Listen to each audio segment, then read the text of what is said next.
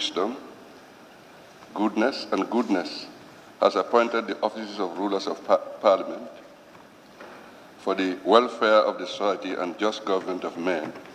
We beseech thou with thou's abundance favor as thou servant, whom thou hast been pleased to call to the performances of this important trust in this land. Let thou blessing descend upon us here in this House Assembly. Grant us that we may treat and consider all matters that shall come under our deliberation in so just and faithful a manner, to promote thy honor, glory, to advance peace and prosperity and welfare of this country and of those whose interest thou hast committed to our charge. Amen. Thank you. Good morning. Sit down, honorable members. Records of votes and proceedings of the National Assembly sitting of Tuesday, 3rd December 2019.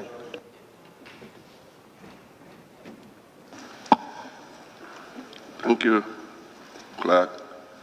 Honorable members, records of votes and proceedings of Tuesday, 3rd December 2019 is before us for correction and approval. Can any honorable member please move the motion for correction and approval of the records of votes and proceedings of the National Assembly sitting of Tuesday, 3rd December 2019. Honorable Member for Combo East. Thank you very much, Honorable Speaker. I rise to move the corrections of votes and proceedings of the National Assembly sitting of Tuesday, 3rd December 2019 be approved and correct.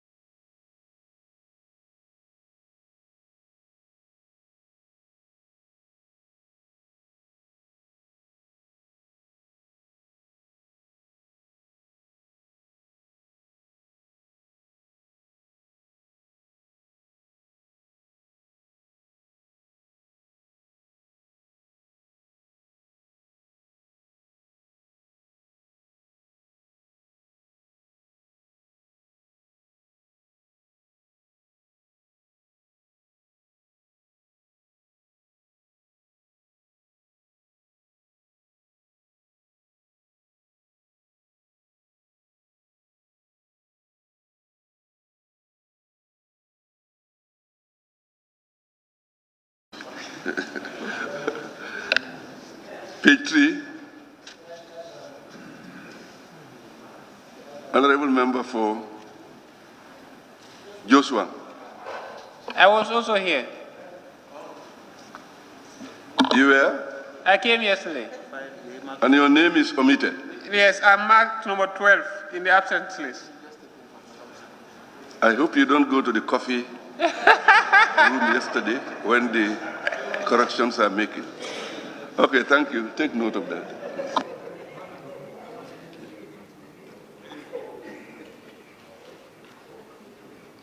Page 4.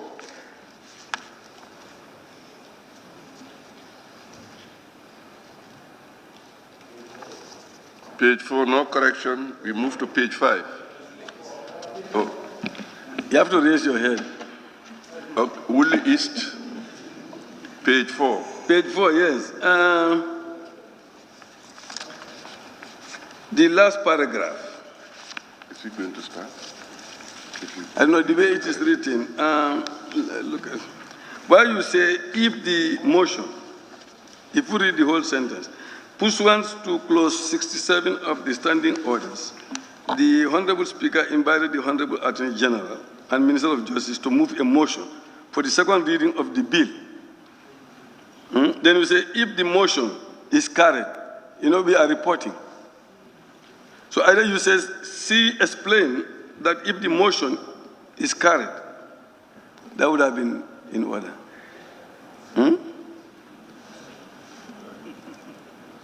Affirm? Yes, okay. That's your suggestion? Yes. I think we need to, at times, confer this with the Honorable Member for Woodley West, who is a linguist.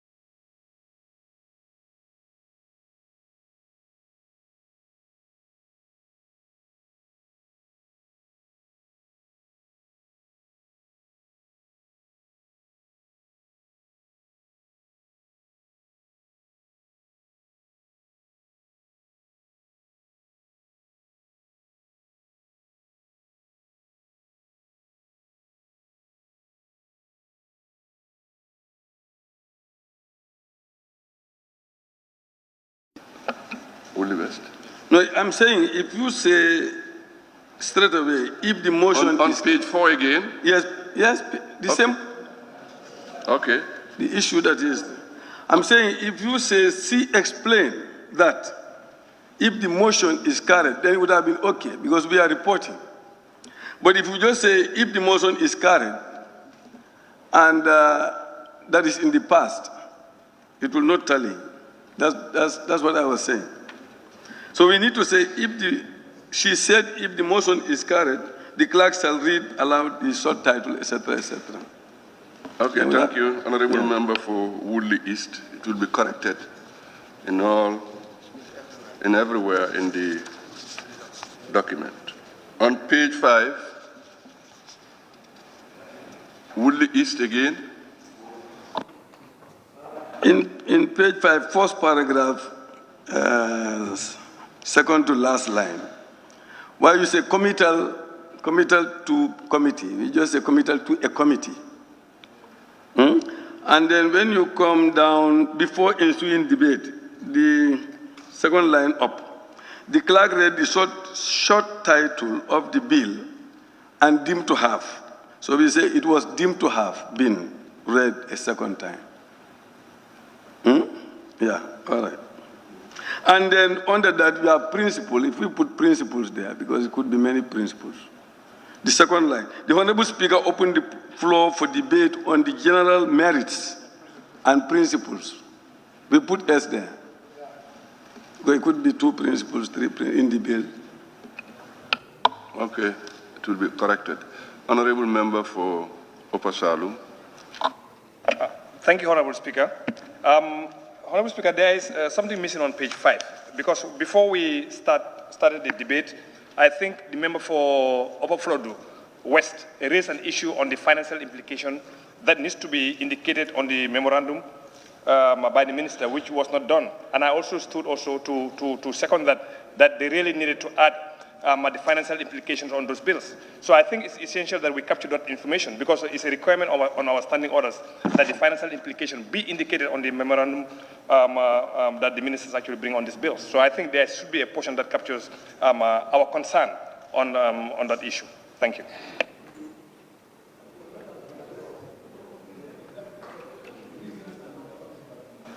Yes, Woolly West. Yes, I think what the standing orders are saying is that the minister should have made a statement on the financial implications.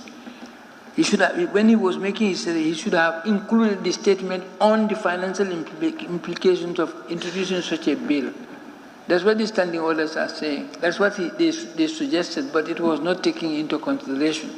The minister never did so. But at least they said it. Table office.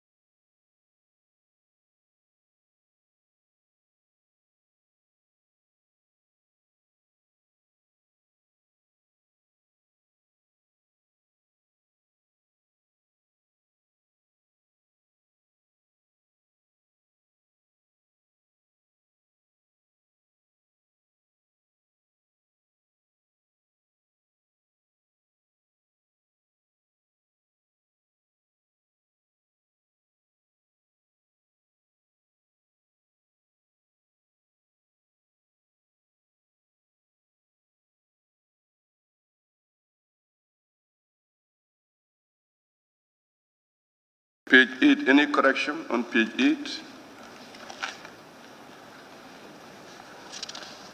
And we go to page 9, if no correction on page 8.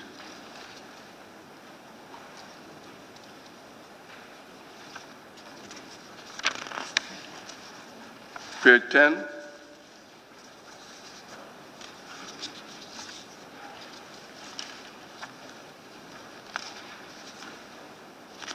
No correction, we move to page 11.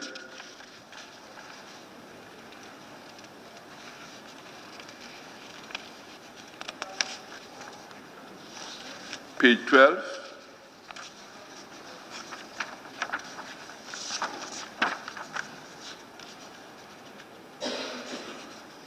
Then page 13.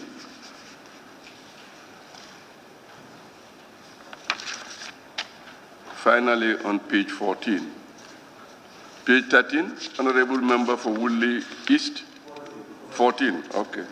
Yes, what's your observation?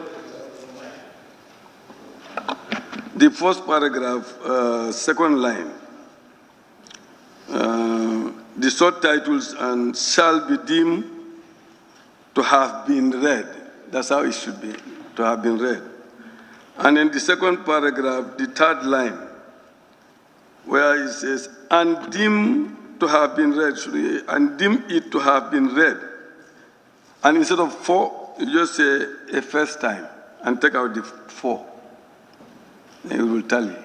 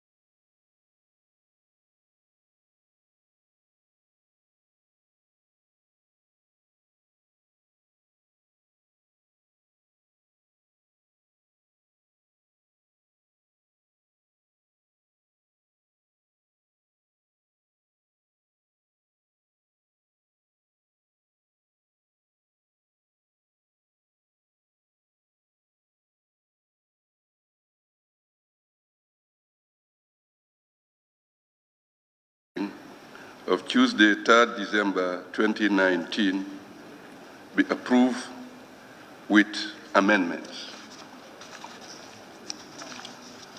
Those in favor, please say aye. Those not in favor, please say no. Ayes have it. Questions for oral answers. Standing Order 36 and 41. The Honorable Minister for Youth and Sports.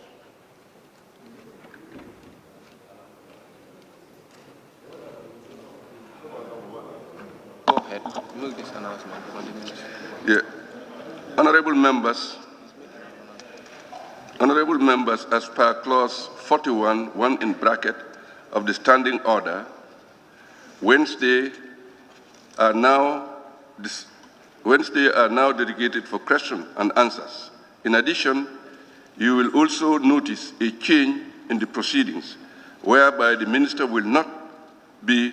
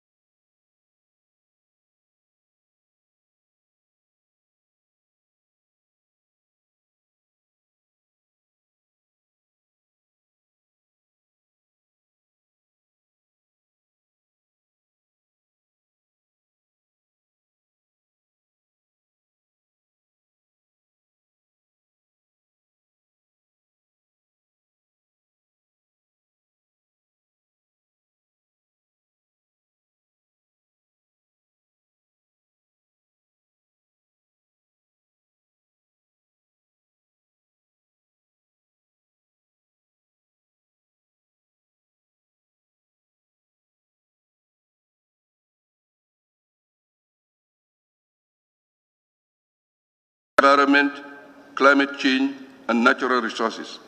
Honorable Minister of Foreign Affairs, International Cooperation, and Gambians Abroad. This is for the information of the honorable members. I thank you.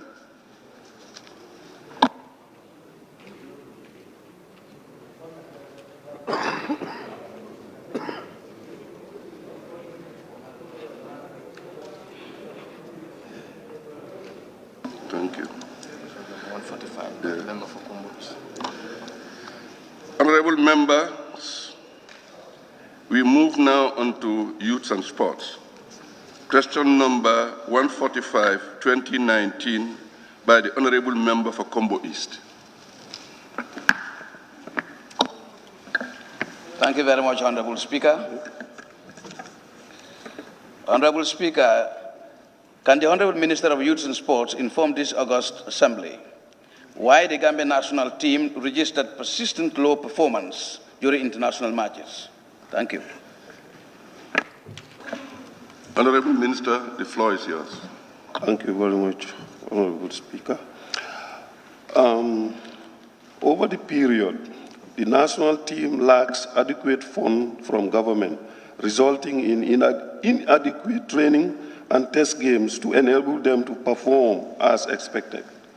It is therefore imperative that the necessary funds are made available to enable the team to prepare for its respective training, test games, and games proper to enable us to get the desired results.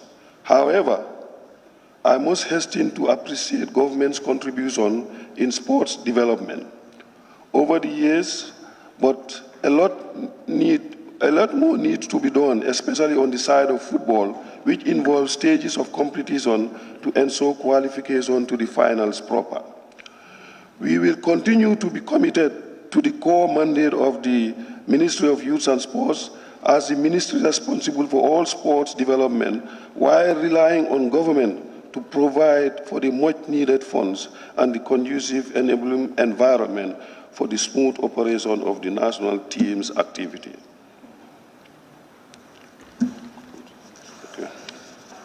Okay. Ask him if he has any supplementary combo. Yes, okay. Thank you, Honorable Minister. Honorable Member for Combo East, any supplementary? You are entitled to 2. Thank you, Honorable Speaker. And Honorable Minister,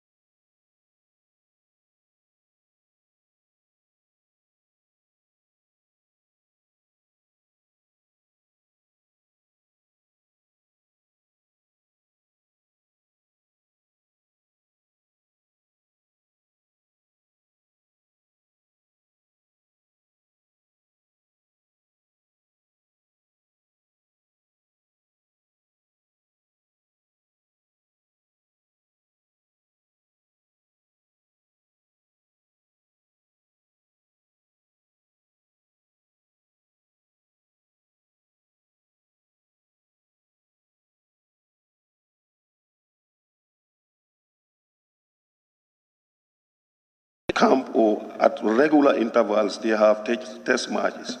So at the end of the day, it's still based on our funding issues.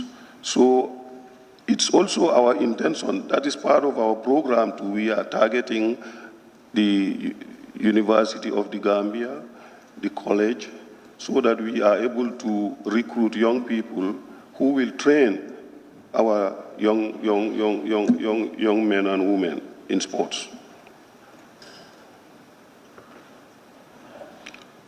Thank you.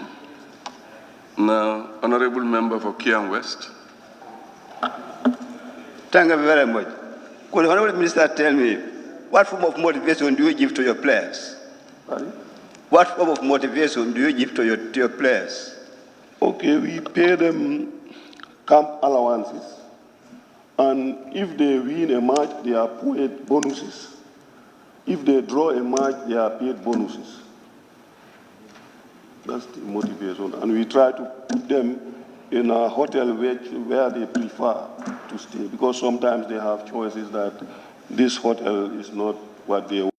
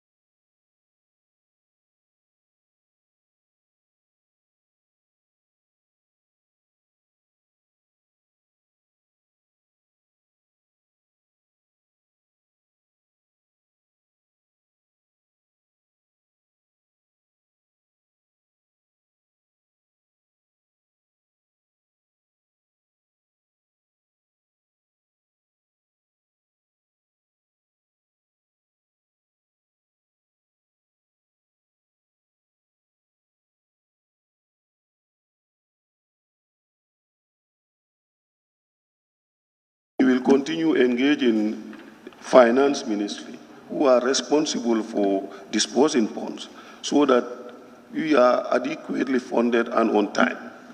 That's the only way forward now that we are trying to institute. Honorable Member for Upper Salum. Thank you very much, Honorable Speaker. Honorable Speaker, the Minister in his answer to the financial issues indicated that there's a levy, which I assume is the telecom levy, that they collect for the development of sports. Can the Honorable Minister tell this August Assembly who is actually responsible in the management of these funds? Is it your ministry directly, or is it managed somewhere? And how much approximately have you gained from these levies so far? Thank you. Yes, my ministry will be responsible for the management of the funds, but the funds are yet to be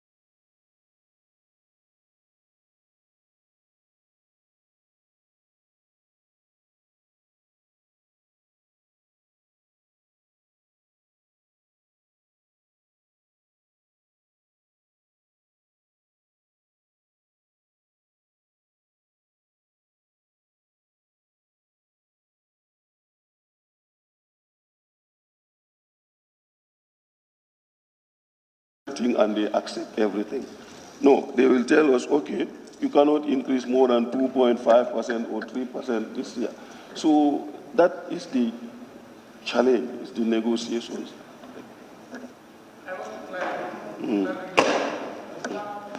No, please. Honorable Member, please, no. No. Honorable Member for Brikama North, that's the last.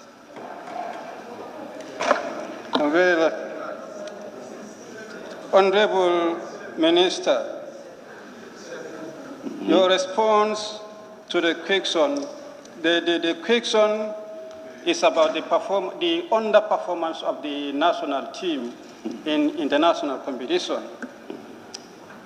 You sum up this underperformance as a result of lack of adequate funding from the government, that this has been the norm.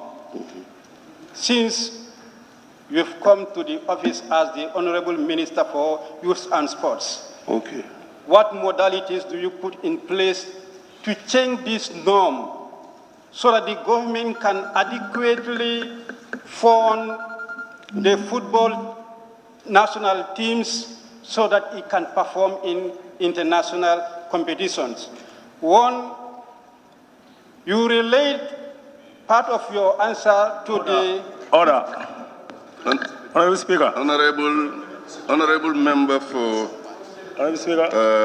Brikama North, go straight to the question. I'm rising on a point of order, Honorable Speaker. No. Yes, order. I'm rising on a point of order. Order 43.3. When asking a supplementary question, it should not go more than 1 minute. Thank you. Thank you. It's not a timekeeper to keep whether I have gone beyond 1 minute. I've not even taken 30 seconds. Honorable member for Brikama North, please go straight to your point of order, supplementary question. I'm going to my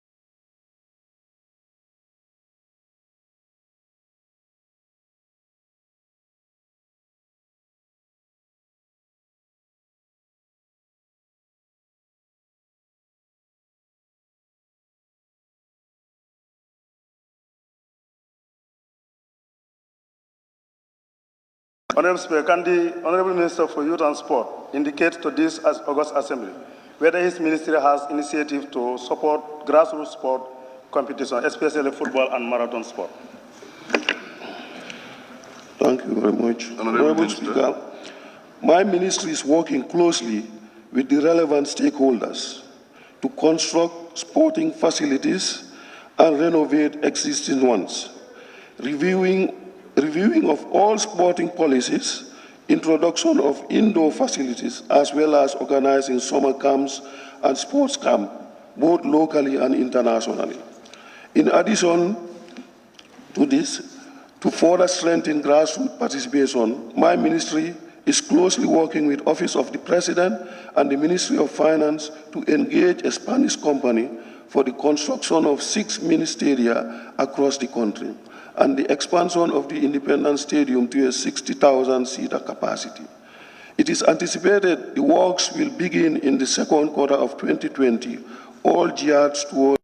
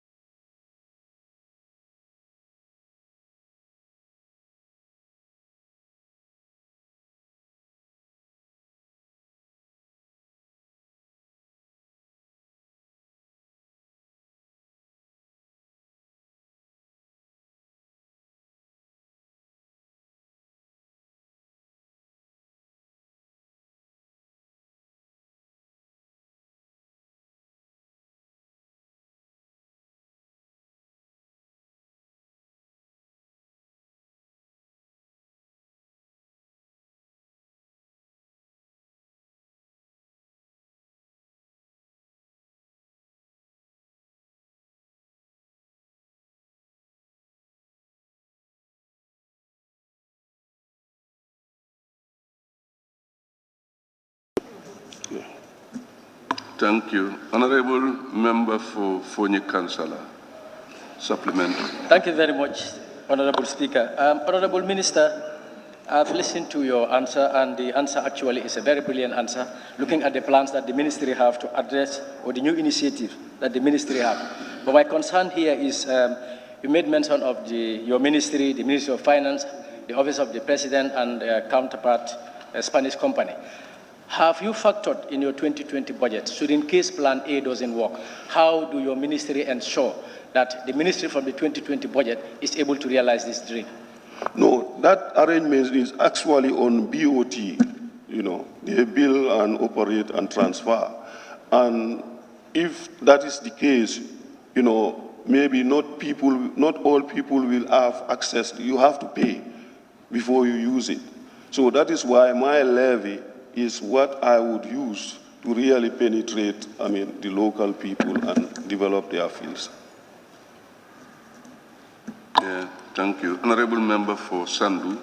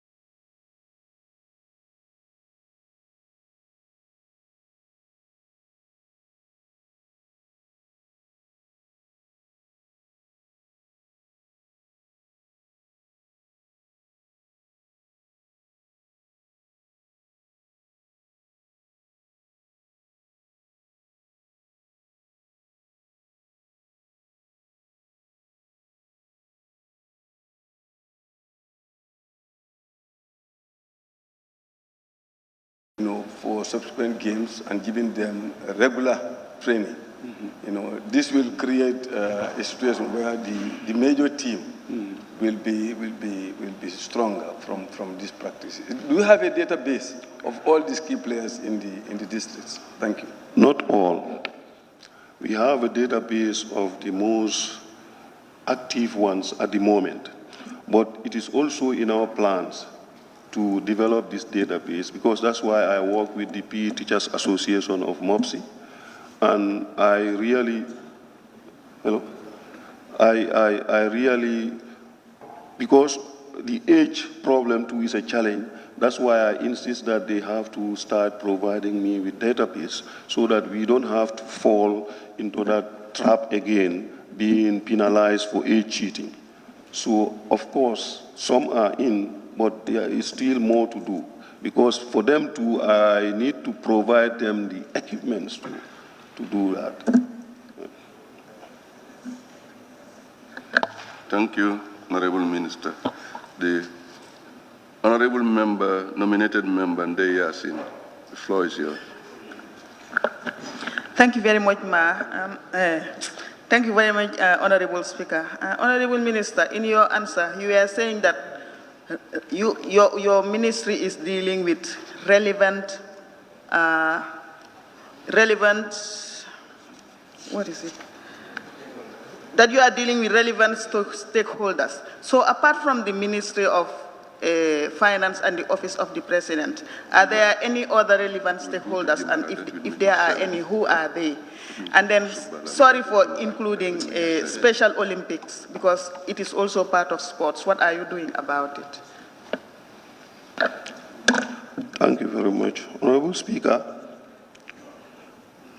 the relevant stakeholders, number one is MOPSI, because for grassroots, this is where we identified. And for the Special Olympics too, I've been working with them. For I know what they had from me, they've never had it before. I was able to provide them ticketing to go and travel. And then we are working in close relation because every other time they invite me at the stadium and I discuss with them. And I promise that I would definitely take care of them when the need arises. So I am in close contact with Paralympics, and you can, do your own investigations and you will see what I have done so far with them. Thank you. Thank you. Honorable Member for Jimara is the last on my list. Thank you very much.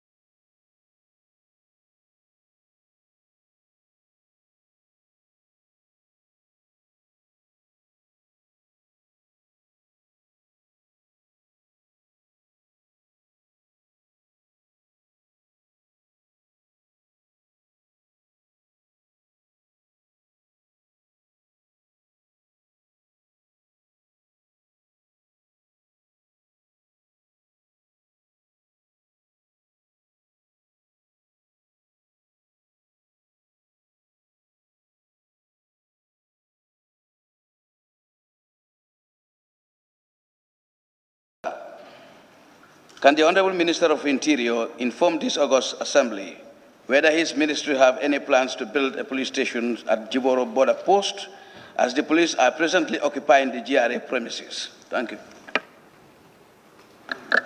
Thank you, Honorable Member. Honorable Minister, the floor is yours. Thank you.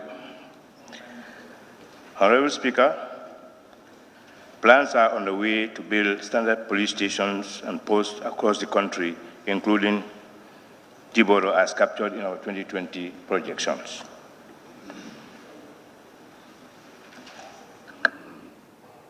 Honorable Member for Combo East. Thank you very much, Honorable Speaker. And how soon, Honorable Minister, please? It is already captured and in our projections, and most likely in the course of the coming year, 2020, the post will be built. It's a concern to us, and being hosted by GRA at the moment is not our wish. So we will definitely build that police station in the course of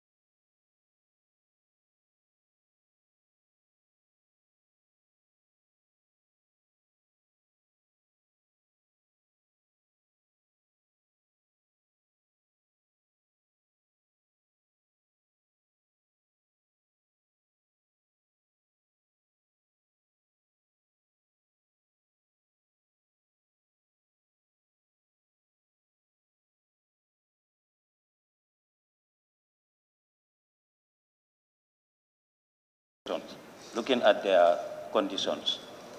Thank you. The visitation is quarterly by the Inspector General of Police and other service chiefs, and half yearly by the Minister.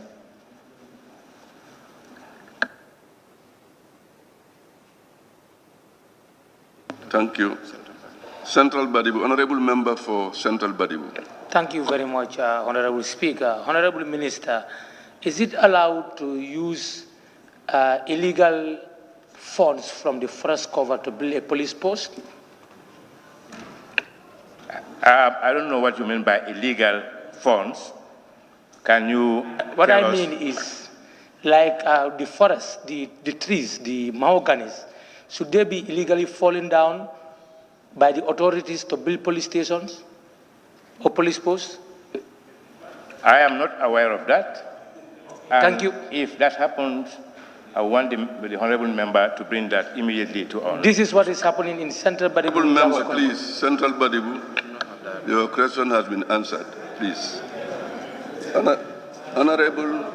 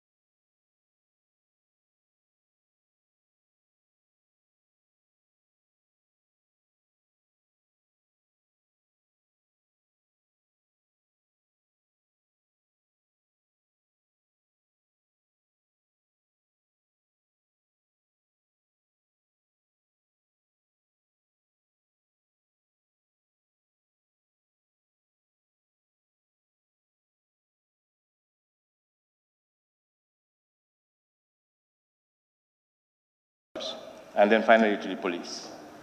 That's the arrangement. The first contact is the immigration for verification of documents, then the verification of goods and other services that you carry, and then finally to the police. So it's going to be arranged in sequence. From towards the border, you have the police, the customs, and immigration. From the border, you have the immigration, the customs, and the police. Thank you. Thank you, Honorable Minister. Honorable Member for Kansala, Fonyi Kansala. Thank you, Honorable Speaker. Since the police at Jiboro are being resident at the GRA premises, I would want to know whether there are any financial implications on the side of the police. Actually, they are not resident in the GRA premises, but they are office in the GRA premises. And this is just arrangement between the two departments. And yeah, there is no financial cost attached. Thank you. Question number 167.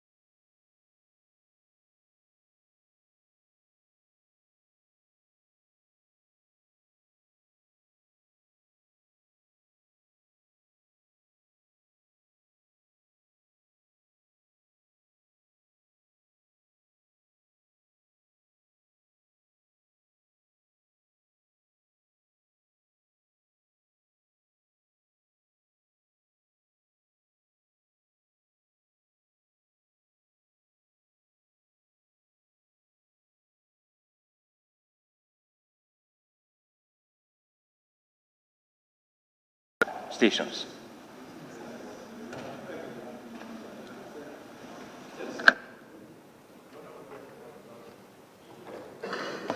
Honorable Member for Kantora, the floor is yours. Thank you very much, Honorable Speaker, for giving me the floor.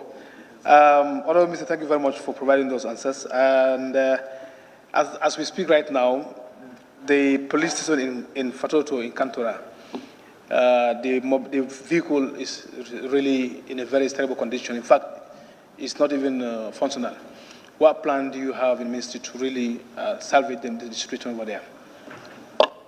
I think I've answered that question already, that several engines are purchased and most of the vehicles are going to be on the road as soon as possible. Thank you. Thank you, Honorable Minister. May I now call on Honorable Member for Bundunga Kunda. Thank you very much, Honorable Speaker. Honorable Minister, it is very expensive to maintain these very old vehicles. And in your budget line, we saw vehicles being built for officials when police stations don't have vehicle for patrol. Even your divisional headquarters like Bundung are without police station. Why you did not include in your budget for new motor vehicle to be bought for especially this regional divisional headquarters? Thank you. Well, in our projections, we always put fleets of vehicles, but then during the bilaterals, some of these figures are reduced. But notwithstanding, most of the vehicles are going to be, most of the regions are going to be provided with vehicles. And also, your observation is right. At a personal level, I've also observed that some of the senior officers are issued with vehicles while stations are without vehicles. And the arrangement that we are intending to do is to conduct assessment of the officers and their units, how relevant they are, most especially that requires that vehicle. If they are not much operational, we will want to take those vehicles from some of the senior officers and then send it to the regions for effectiveness. Thank you. Thank you. Honorable Member for Nyanija. No, it's okay. Can continue, carry on. Okay. Thank you. Honorable Member for Sanementeren, please. Thank you very much, Honorable Speaker. Honorable Minister, you know the police can never execute their duties without vehicles. I went around my constituency. At Sukuta, a community like Sukuta, there is not even a bicycle at the police station.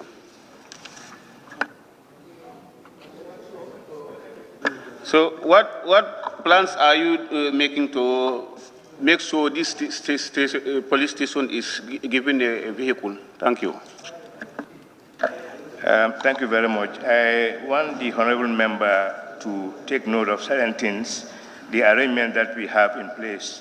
There are different categories of police stations. We have police stations, police posts, and satellite stations. For the particular area that he is mentioning, is a satellite station. They are there not to detain anybody. The essence is that just to temporarily to reach to the people, and then so that we get closer to the community. That is the reason why stations like Sukuta and other stations are occupied. But to say, for them to have a vehicle at this point, they are only satellite stations. They don't take custody of prisoners. They take only temporary custody of prisoners, and the prisoners are picked up by main stations to the main station. So in essence, most of the satellite stations will not be provided vehicles as at now. It's not part of our plan. Thank you. Honorable Member for Nyamina West.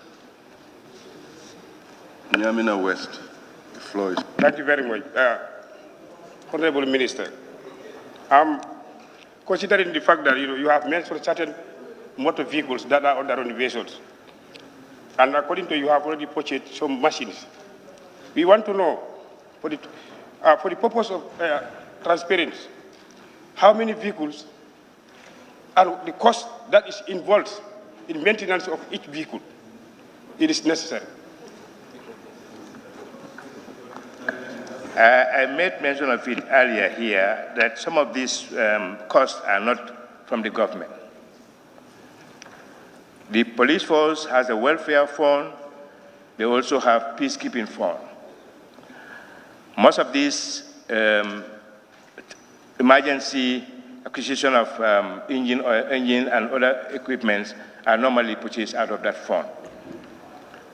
So I cannot tell you specifically how much is budgeted for that from that fund, but it's not from the central government. Thank you. Thank you, Honorable Minister. Honorable Member for Nyamina East. You don't? Okay.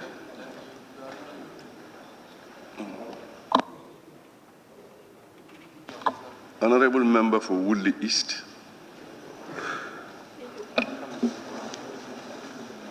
Thank you, Honorable Speaker. Honorable Minister, we are talking about stations across the country. And if you are prioritizing, I'm wondering what your prioritization is based on. So there are very many police posts in the border areas that are dangerously placed because of the cross-border crime in those areas, like McMaster, you may know, in Woodley East. So I don't know whether you have prioritized McMaster because of the attacks that are taking place in those areas. Thank you. Actually, the priority is normally given to the main stations, then to the post, then to satellite post. The essence is that those satellite areas are going to be patrolled. And in every region, there is a patrol unit that patrols the border. But to say we can have vehicles or build police stations at almost all these things, as at now, is not possible. But we just want to assure Honorable Member that in the near future, all these things we have a 5-year development plan.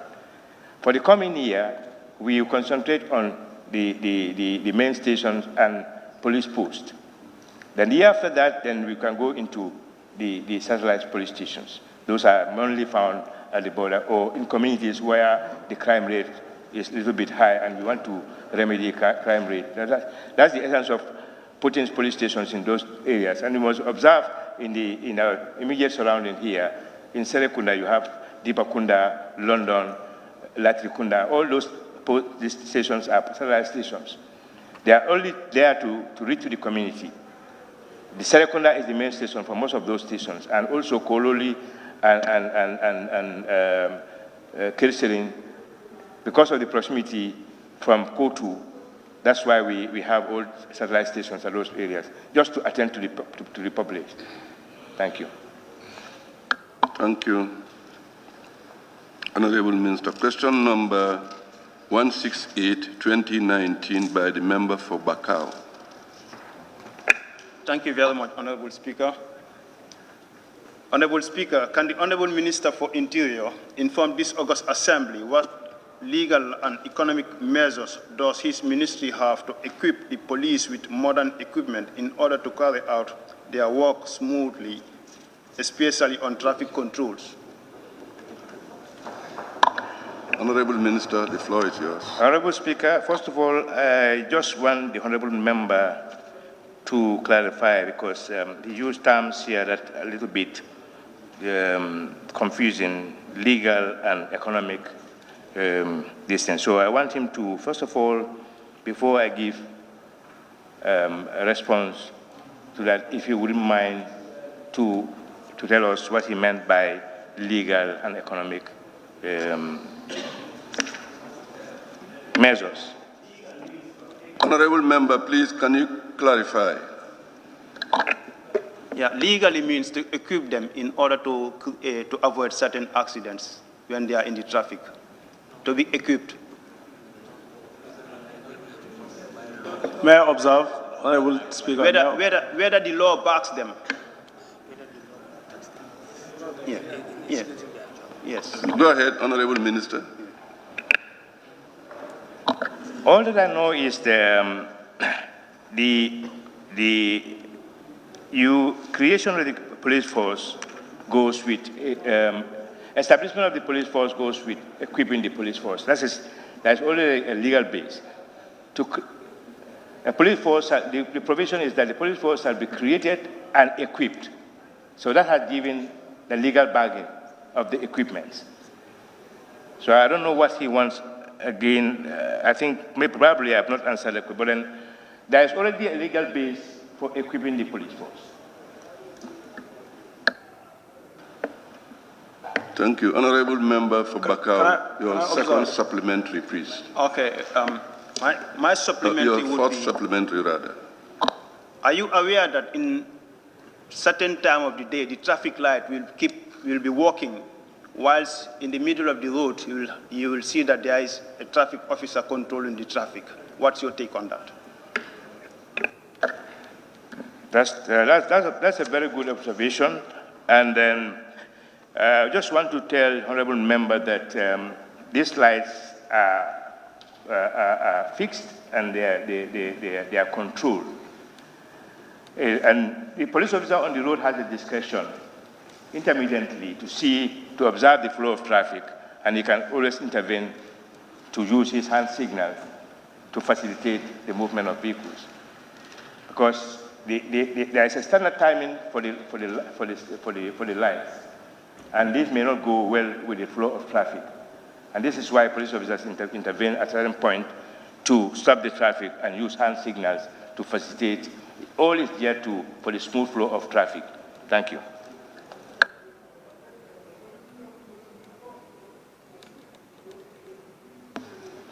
Honorable Member for Bakau, your second supplementary, if you have I'm fine. Thank you very much. It's fine, okay.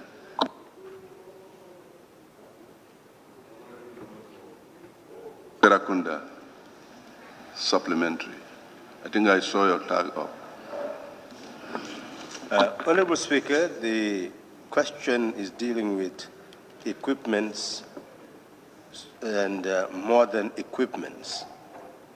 Honorable Minister, would you be able to indicate in terms of transition to control the road, whether there is collaboration with the roads authority in terms of putting the traffic signs and ensuring proper demarcation of the roads and roundabouts to facilitate greater movement of traffic in a more organized manner? Honorable Member, we made a similar observation that sometimes traffic flow is a nightmare. And then we are in collaboration with the Ministry of Works to make sure that there are demarcations are made, and also traffic lights are put in the relevant positions. It is my observation also that around Sukuta, the traffic lights there is on the road. It should have been shifted towards the filling station. So these are some of them. I personally contacted the road, Ministry of Works, and plans are on the way to remove some of those traffic lights and fix them to positions where they are relevant. And also, if you observe the highway from Tabokoto, from Westfield to Tabokoto, we all observe that that's why we have the peak of traffic. And this is only caused by the fact that there is no picking points on that road. So we've also approached the Ministry of Works for them to at least see how best we can fix traffic intermittent picking points along that road to avert the drivers picking passengers on the slow lane. Thank you. Thank you. Honorable Member for Upper Nyumi, the floor is yours.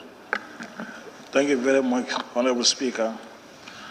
Honorable Speaker, could the Honorable Minister, like I will read it from the phrase that equip the police with the modern equipment in order to carry out their work smoothly. and all this is geared towards traffic control.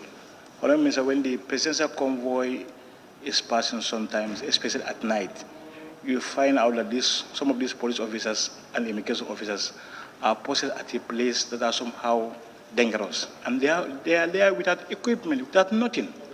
Like especially between the Abukoneko Reserve and that of the Kasu farm there, between them, you find them there at night. In fact, maybe at the busy areas. So to my suggestion, what plan do you have for these people in order to save them in case there is any attack on them there? Thank you.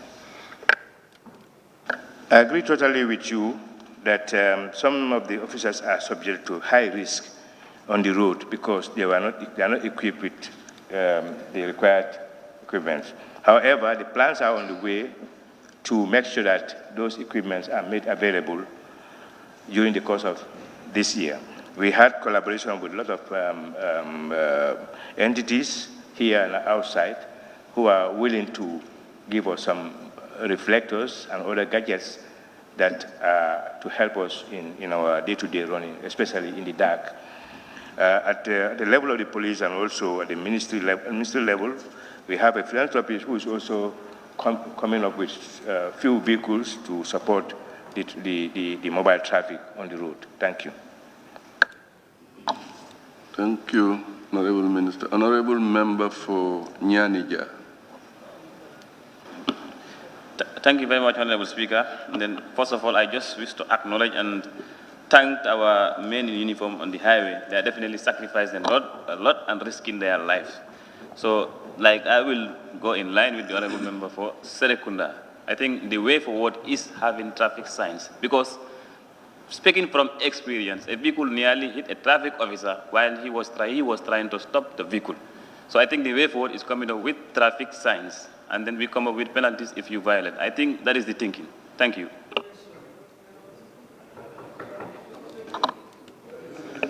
Making a suggestion or this is a suggestion, not suggestion. Supplementary. Okay. Thank you. Honorable Member for Banjul North. Thank you very much, Honorable Speaker. Honorable Minister, in terms of response, on Sunday, last Sunday, there was an accident which I witnessed, and it took time to call the traffic police at Kairaba. But I want to acknowledge the swift response that they made, because I had to ask two persons to go there, and I also went there. But before I reached the place, they were on the spot. So I just want to know whether arrangements are, whether the ministry is really thinking along those lines of having a call number, so that it will ease those difficulties whenever there is an accident, for the police to be called to arrive on time. So are you thinking of having a number for traffic police? Specifically, we don't have a number, but we can at least get a number for them. But what is happening now is that there are emergency lines that individuals can always call, and we will link you to the police, to the nearest police station, or to the nearest fire station. These are the emergency lines. But our observation is that it has been abused over a period, because people called the responders and then started talking rubbish to them, and then delay this thing. To an extent that sometimes officers will only pick and then place it back, because the next word to receive is insult.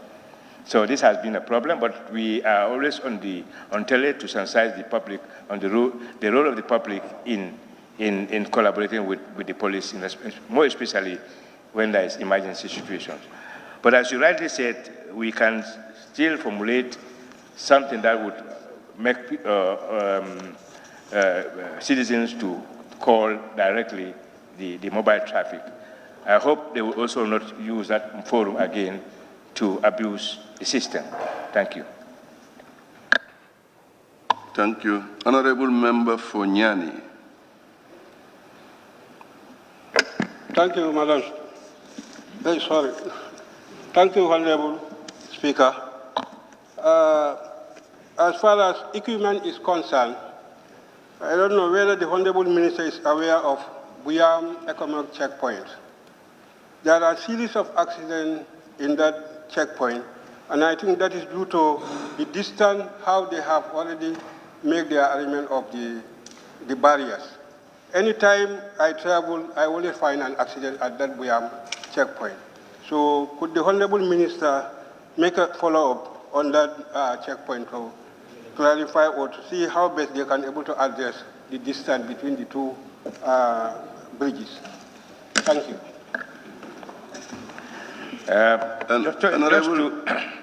We will coordinate with the ECOMIC in that location, although they are under a separate command, but will advise on the way forward to prevent accidents around that area. We will surely engage the Inspector General of Police to see how best to coordinate with them to at least look at the checkpoint and see how best. Because if checkpoints are located at the bend, it's obvious that drivers will be at a surprise to see, and in a panic situation, they can lose control of the steering. So we'll conduct assessment of the area where we feel there will be increase of accident. We'll accordingly advise the economic commander to, if they can save it to another location, that will be fine. But we will definitely engage them. Thank you, Honorable Minister. Honorable Member for Foni Brefet. Thank you very much, Honorable Speaker. The Minister's emphasis is on modern equipment. Traffic control is a nightmare for police officers. In your plan, would you consider the introduction of CCTVs and mileage control mechanism? Because more often than not, you see a lot of drivers violating traffic rules, over-speeding and other unnecessary things, which if it go to the extent of taking the lives of police officers and innocent citizens. Thank you. Definitely there are plans to have CCTV coverage, especially in the Banjul and Greater Banjul areas. This is part of the OIC plans, and we've already submitted our assessment report to the Secretariat of the OIC, and we're looking forward for possible assistance in getting equipment to cover not only for the traffic, but also for certain investigations that we conduct, and that to which this equipment will be definitely relevant. Thank you. Thank you, Honorable Minister. Question number 169, 2019, by Honorable Member for Sandu. Thank you, Honorable Speaker. Honorable Speaker, can the Honorable Minister for Interior inform this August Assembly why his ministries couldn't mitigate selling of laissez-passer to Gambian nationals, particularly commuters from the urban to the rural areas and vice versa? Honorable Speaker, it is regrettable if this practice is still prevalent, as the Department of Immigration has ever frowned face on this aberration and has displayed posters, signboards in almost all immigration border posts or border entry points, indicating that laissez-passer is free. This is all in English, French, and Arabic. The department has also dwelled on this issue on most of their sensitization programs over the radio, television, and other forums. Thank you. Member for Sandu, your first supplementary. All right, thank you very much. Honorable Minister, according to your answers, there has been a lot of sensitizations. But to assure you that this practice is still on, the former Honorable Minister for Interior came here, we put it to him, and just recently we received a call at Mandinaba Post and Janjambure Police Post at the checkpoint there. When our people are moving from Kombo to Sandu, they were always stopped and asked them this laissez-passer. But what now other measures, since you have put this thing into radio, call it signboards and others, looking at the percentage of people who can even read those signboards among the commuters are very low. So what other means will you use to make sure that these people are aware of this laissez-passer they should not buy, but they should be given for free? Already, upon receiving this parliamentary correction, I've contacted the Director General of Immigration as to the actions that they have taken, and he related to me that since the first listing, they have taken a lot of disciplinary action against a lot of immigration officers found wanting. But my advice to him now is to take it to level 2. More drastic measures to be taken to avoid this type of practice.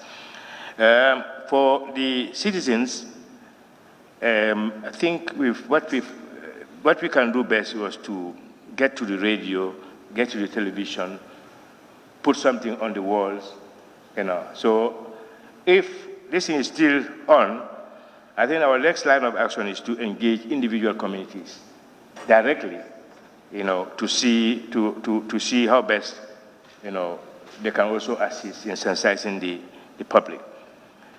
Some, I think, I want to believe that in their haste to get to certain places, they instigate this corrupt practice.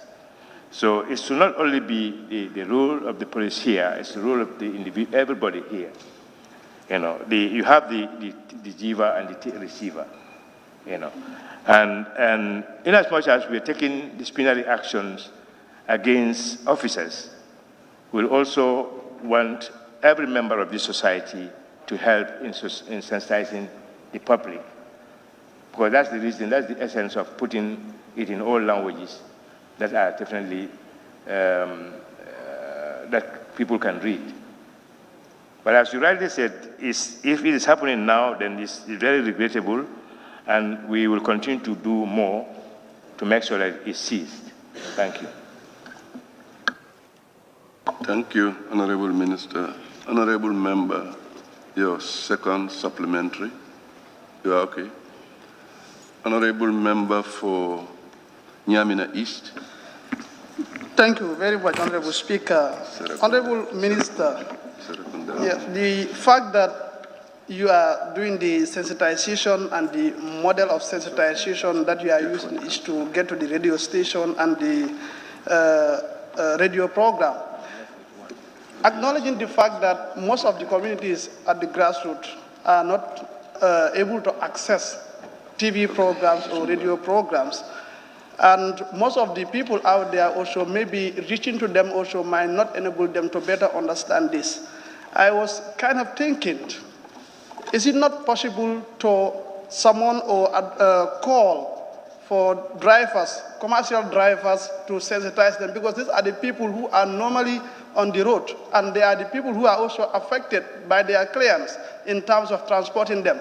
So having the drivers been sensitized, I think it will enable them when their clients are stopped because of laissez-passer, they will be able to defend their rights at that level and let them know the issues surrounding the case. Thank you. To me, that's a very good suggestion, and we are open to all types of suggestions. Our aim is to make sure that it's completely eradicated. So if you come with any suggestion, the rest assured is going to be taken on board to see how best to stop this menace. Honorable Member for Woodley West. Floor is yours. Thank you, Honorable Speaker. I think the question, I don't like the formulation. It's not selling. They are not selling laissez-passer, as far as I'm concerned. You know, Honorable Speaker, we have been fighting, the former member for Basse, Honorable Seluba, and myself, fought for this, against this for almost 20 years. There was a time I took physically a receipt, so-called receipt, to one of the IGs, who is not here anymore. He's outside. And the checkpoint between Al-Hunhar and Kobakunda, I witnessed one day $400 were collected, 50 each, 8 people.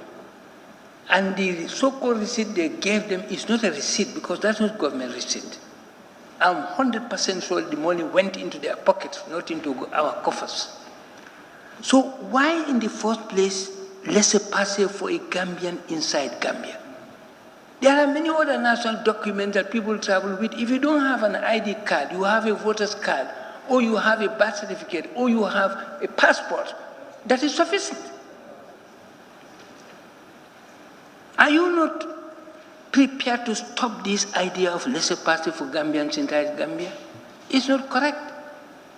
And even it's against even the protocol, the ECOWAS protocol of free movement of people. You are, even in your country, you are fettered, you cannot move.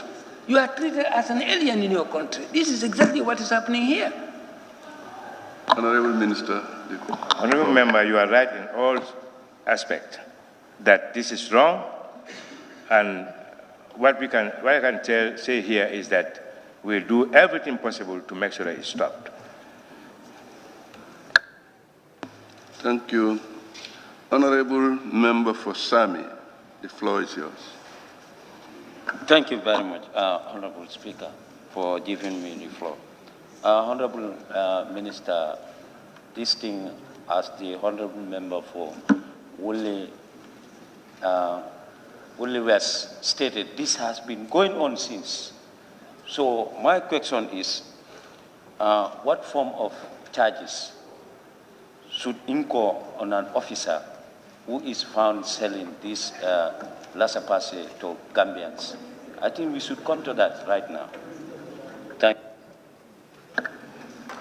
That discussion lies on the Director of Immigration. The disciplinary code is already there. It all depends on where you're going to classify the offense on the disciplinary code.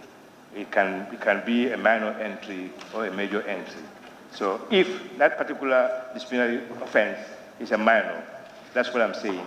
We'll make sure that we consider it as a major entry now, so that drastic measures can be taken against individuals. That could lead to demotion, dismissal, and even possible prosecution.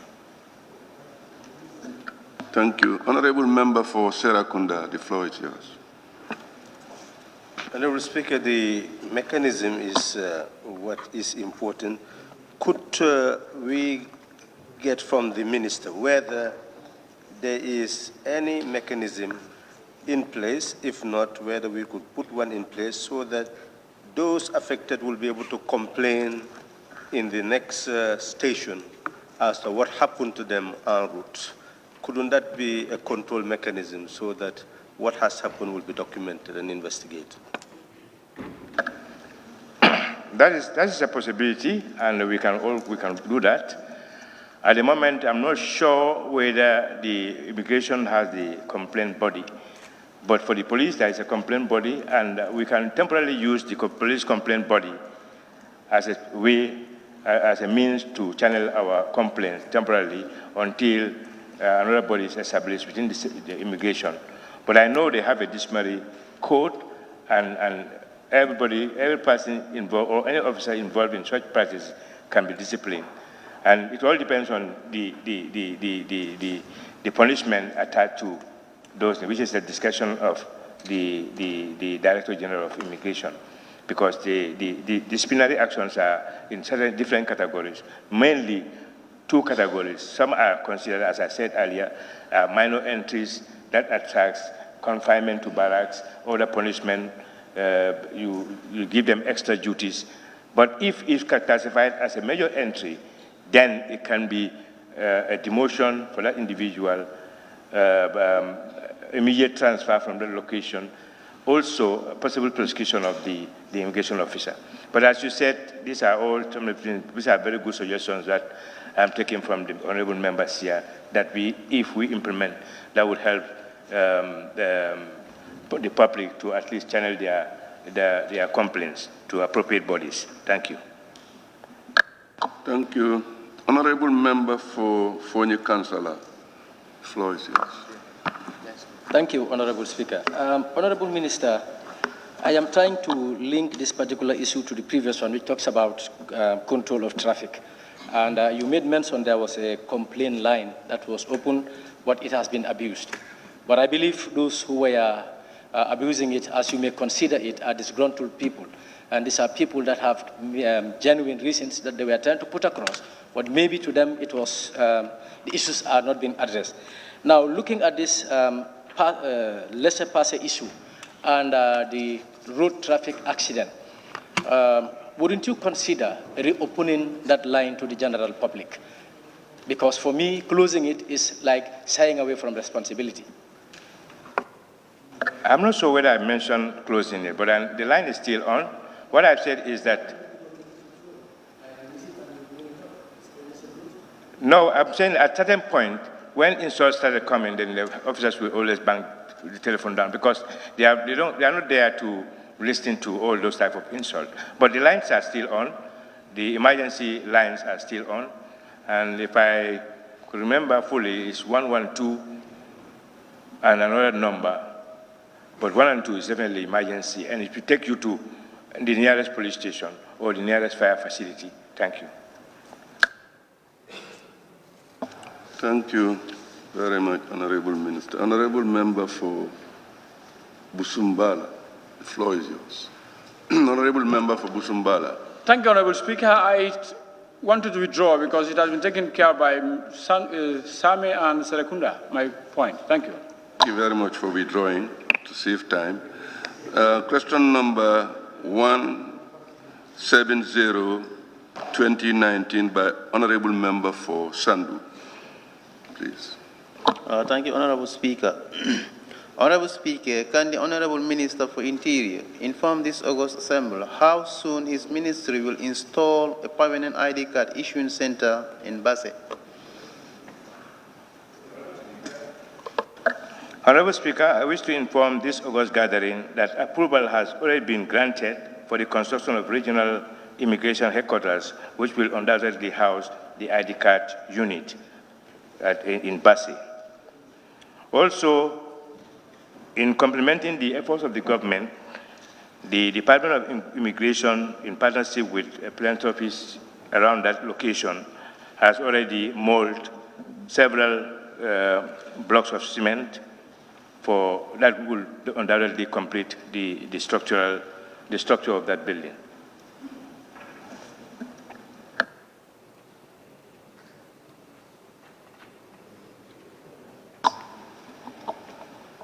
Honorable Member for Serekunda West. Thank you, Mr. Speaker.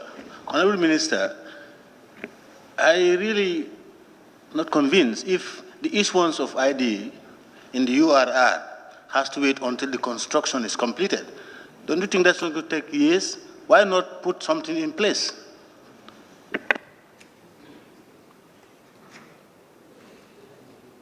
Honorable Minister, yes.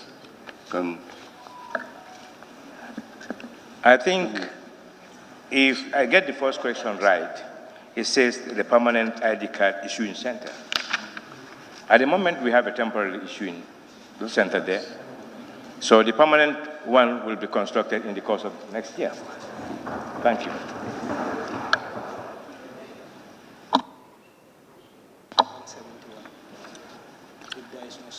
No supplementary.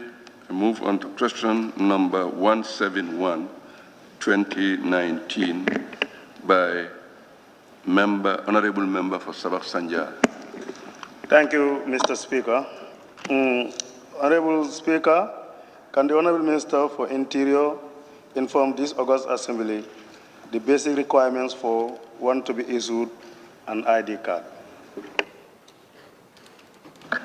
Thank you, Honorable Speaker. This is provided for by Section 4 of the Nationality and Citizenship Act subsidiary legislation, CAP 1601, Laws of the Gambia, and it provides as follows: that the following documents are to be produced as requirement if applicant is a Gambian, and this includes birth certificate, Gambian passport, voter's card, CFO and Alcalos certificate, certificate of naturalization, or registration.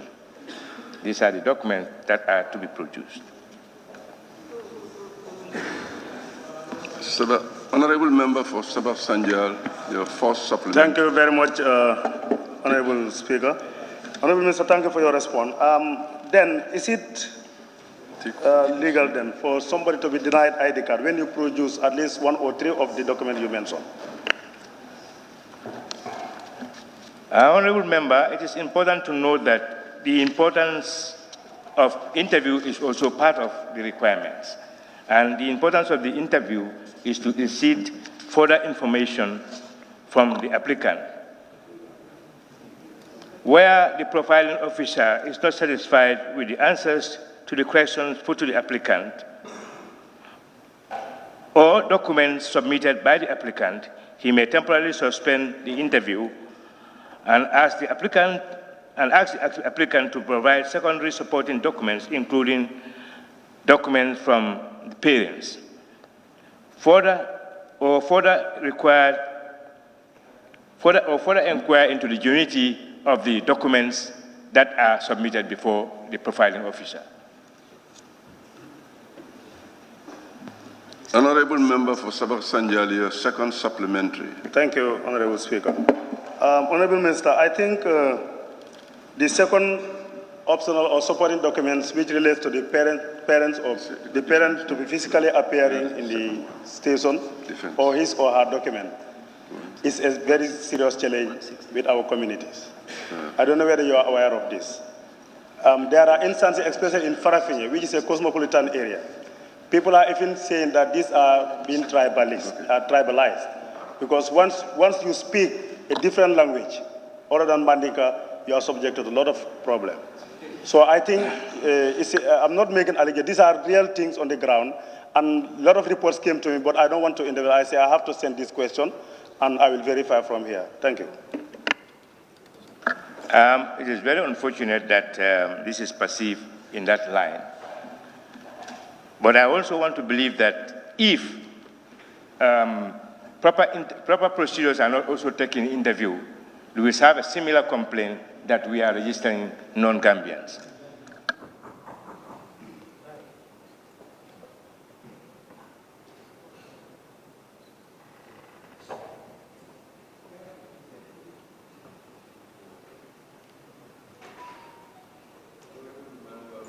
Jimara, the floor is yours. Thank you very much. I just want to confirm from the Honorable Minister the number of documents you listed, whether you have produced both of them or only one is okay. There is no requirement that you have to produce all listings. The provision there is saying "o," and it's not saying "and." So that means you have alternative, you have option to bring. But the issue here is that if you bring, you are almost 35 years old and you've undergone an education system here, and you happen to apply and you bring a birth certificate that is issued 4 days ago. Naturally, the profiling officer will have second thought about the genuinity of that listing. Where were you all these years that you don't have a birth certificate? How are you registered at the secondary school, university, and the rest? This is the reason why the profiling officer sometimes they use their discretion to temporarily halt the interview and ask you for further clarification. Thank you. Thank you very much, Honorable Minister. May I now call on Honorable Member for Upper Salum. Thank you very much, Honorable Speaker. Honorable Speaker, I think one fundamental issue we have in this country, which is about the birth and death registration, which actually I did mention here quite often.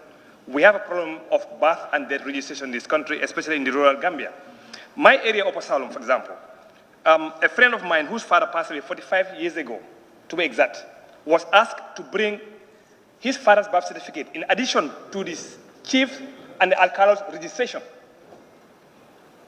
And this guy actually had a voter's card as well.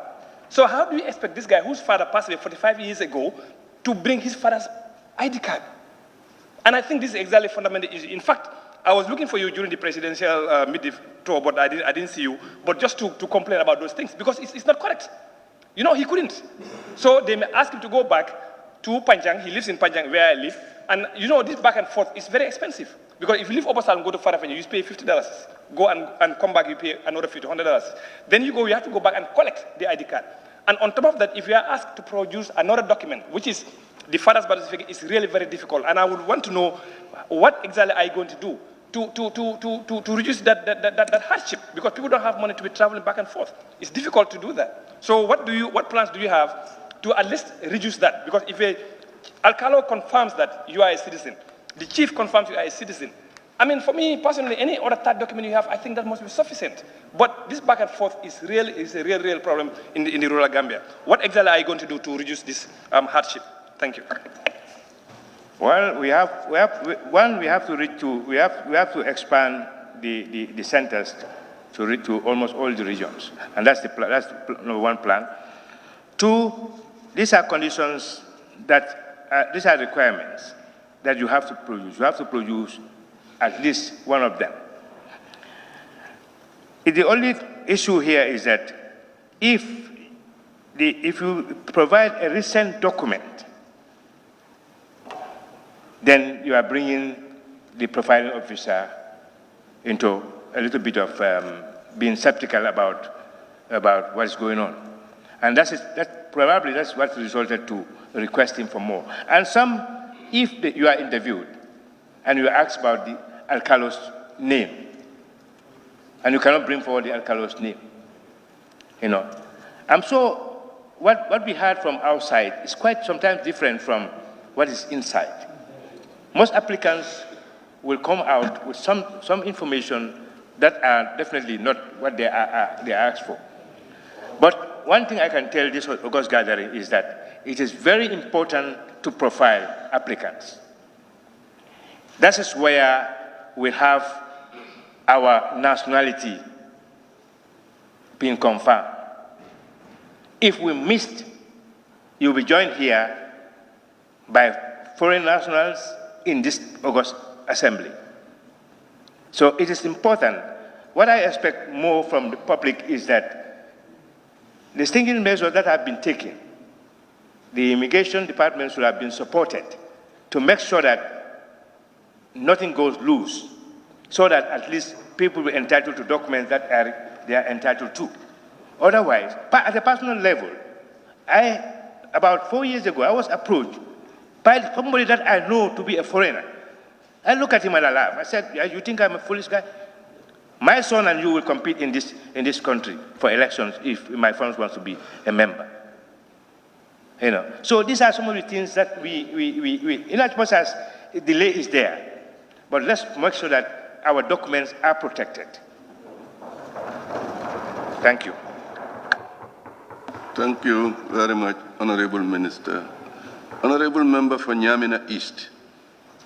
Nyamina East, the floor. Thank you very much, Honorable Speaker.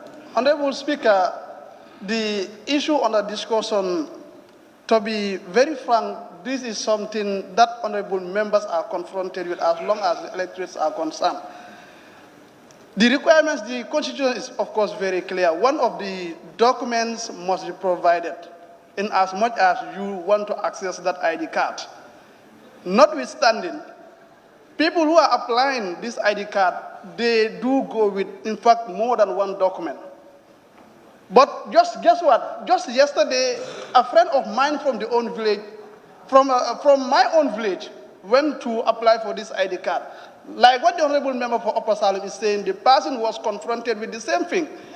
People who are not aware, people who have never faced any form of interview, for instance, people are not aware. 95% of the people are not aware, are not educated. They have never faced any form of interview.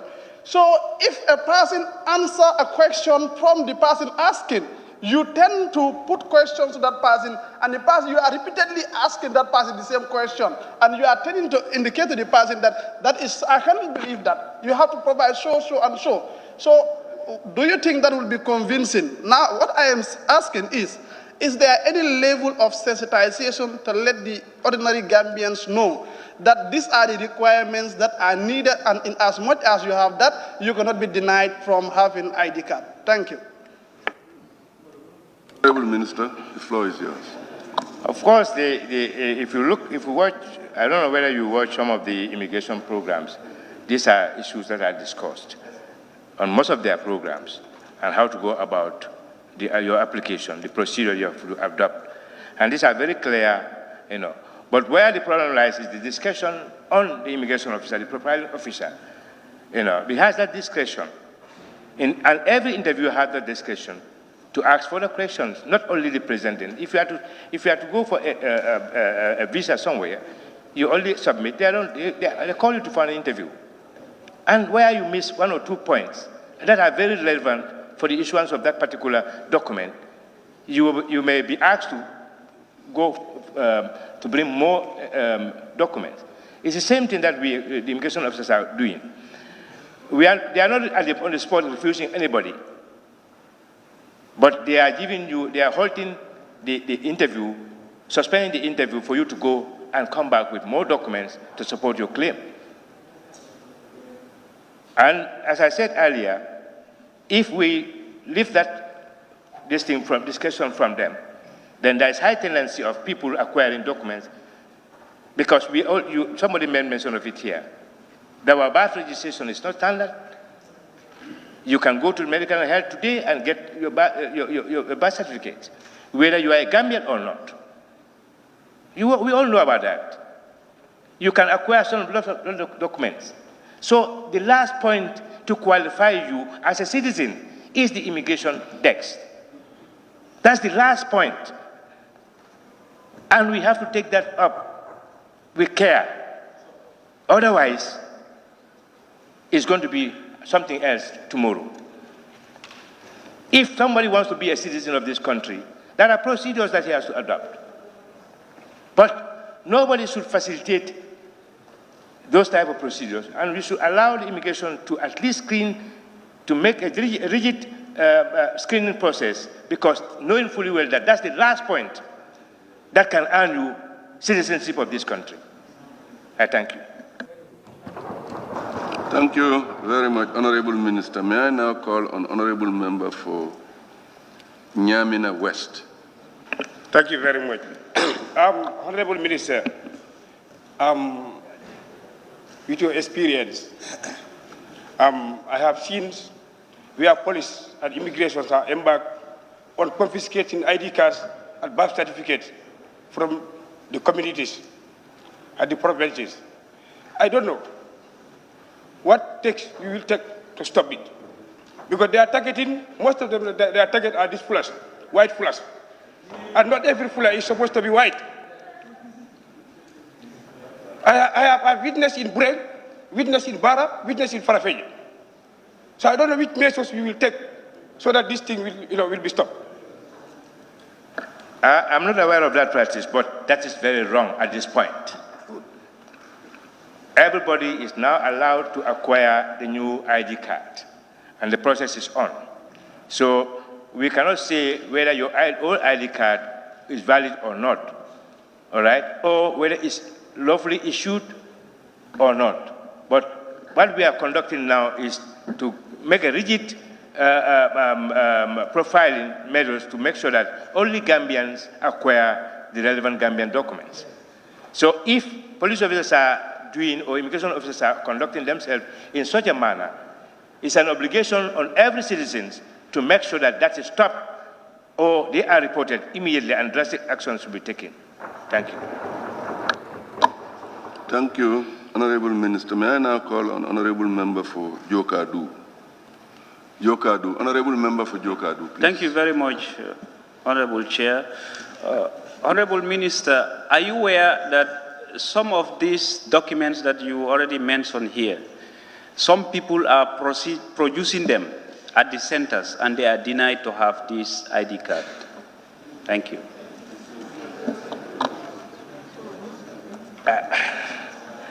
I think I've already mentioned, I've answered that question earlier, that even though these documents are provided, there is a discussion on the profiling officer, more especially if the profiling officer has doubts about those documents, and this is why some of them are referred for further secondary evidence.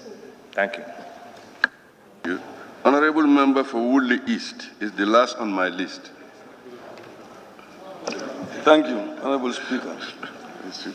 Honorable Minister, you know that, as we know, ID card is a fundamental right for every Gambian to access. Right now, the team in Basse is just stationed in Basse, and there are people all the way in Pasamas who should be registered. How soon is the team in Basse or another team going to reach out to those communities to ensure that they acquire this very important document? Thank you.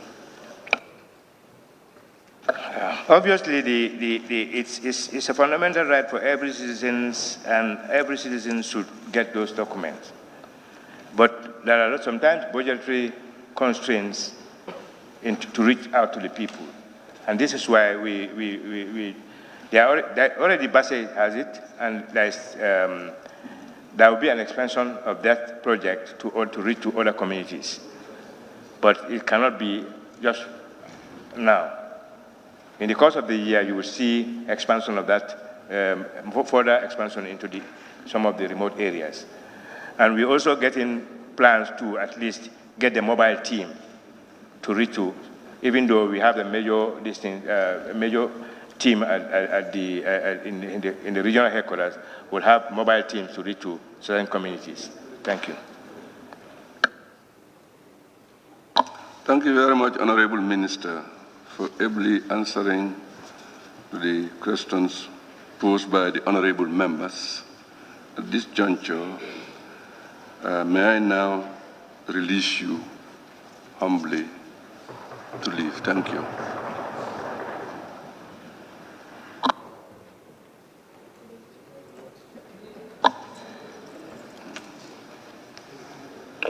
Question for oral answers by the Minister for Defense.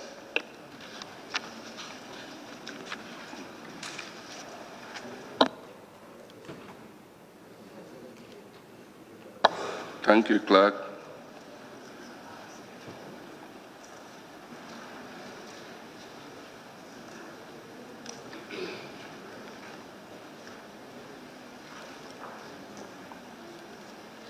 Question number 164, 2019, by the Honorable Member for Upper Fuladu West to the Minister of Defense. Thank you, Honorable Speaker. Honorable Speaker, can the Honorable Minister for Defense inform this August Assembly what is derailing the security sector reform process, and what can the National Assembly do to support the implementations of the recommendations made? Thank you. Honorable Minister, the floor is yours. Thank you very much, Honorable Speaker. I would like to inform this August Assembly that the security sector reform process is under the Office of the President and is on course. And it's been coordinated by the Office of National Security. The National Security Advisor is coordinating the SSR and not the Ministry of Defense. However, my ministry is a key player in the implementation of the SSR. Therefore, in order to adequately answer this question, I had to reach out to ONS, who is unfortunately bereaved and not on seat. However, I was still able to get some good information for this August Assembly with regards to this question. I think something is very important that is good to be highlighted, that the change of chair of the National Steering Committee of the SSR has greatly impeded the progress. It was chaired by former two vice presidents. At some stage, it was chaired by Honorable Fatou, and now is chaired by the Honorable Attorney General and Minister of Justice, Honorable Tambedu. We've also realized that they have serious capacity problems, and the Office of National Security is not well staffed. I have found out. It's almost about 90 days today when I swore in to take this job. And this started since 2017. So I'm just trying to catch up with what are found on the ground. The day-to-day running of the office has been supported by attaches from different security institutions that are being sent here with our partners helping the ONS, which is the Office of National Security. They are facing serious challenges, but the good news is that the assessment report has been completed, the national security policy is developed, the national security sector reform strategies are almost finalized, and even as a ministry, I'm also trying to develop my defense strategy for this country. So with all these challenges, I think contributed to the derailment and the problems of the SSR. I think, Honorable Speaker, this is what I can give to this August Assembly for now. Thank you, Honorable Minister. Honorable Member for Upper Fatou West, your first supplementary. Thank you, Honorable Speaker, and thank you, Honorable Minister, for the information. I understand that this is a very sensitive process, and but considering our concerted objective under Section 214, subsection 5 of the Constitution, where it says that the government, with due regard to the principles of open and democratic society, shall foster accountability and transparency at all levels of government. So the reason why I'm drawing this particular provision is the fact that most of the issue we have is the lack of sensitization, as far as the population is concerned. And it is equally observed that the frustration is not only the citizens, but even some of our development partners in this process.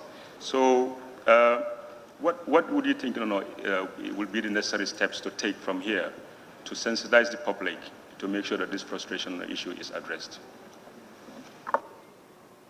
Minister, floor is yours. Thank you very much. Honorable Speaker, it's good. ECOWAS has just funded a communication strategist who's already on sit to start solving these communication issues. At the same time, the Office of National Security has decentralized and are moving to the rural areas to sensitize Gambian folks about the SSR.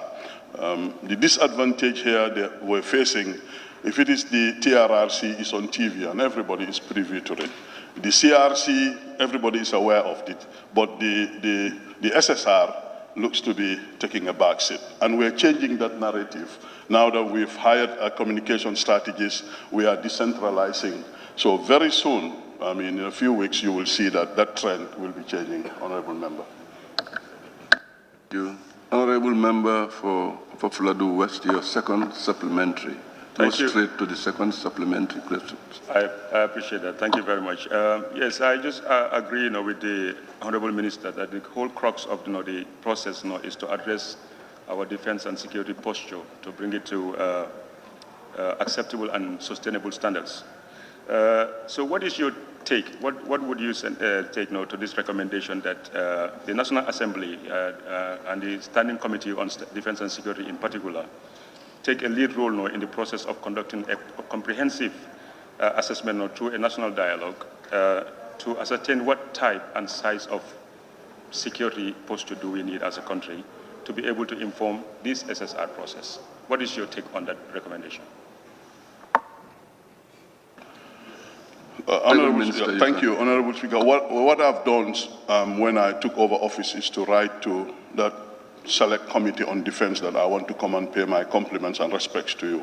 And I think when that opportunity comes, we can kind of get our heads together and map out the way forward on that. That's why I did that. That's why I wrote, it's on record, that I want to come down to talk to you, to say hello, to say thank you, and also to find out what is your line of thinking vis-a-vis the SSR. So I am ready we cooperate so that we can make it happen for the interest of the country as soon as possible. Thank you, Honorable Minister. Honorable Member for Talinding, supplementary. Thank you very much, Honorable Speaker. Honorable Minister, did your ministry have any plan to scale up the number of staff in the reform? East.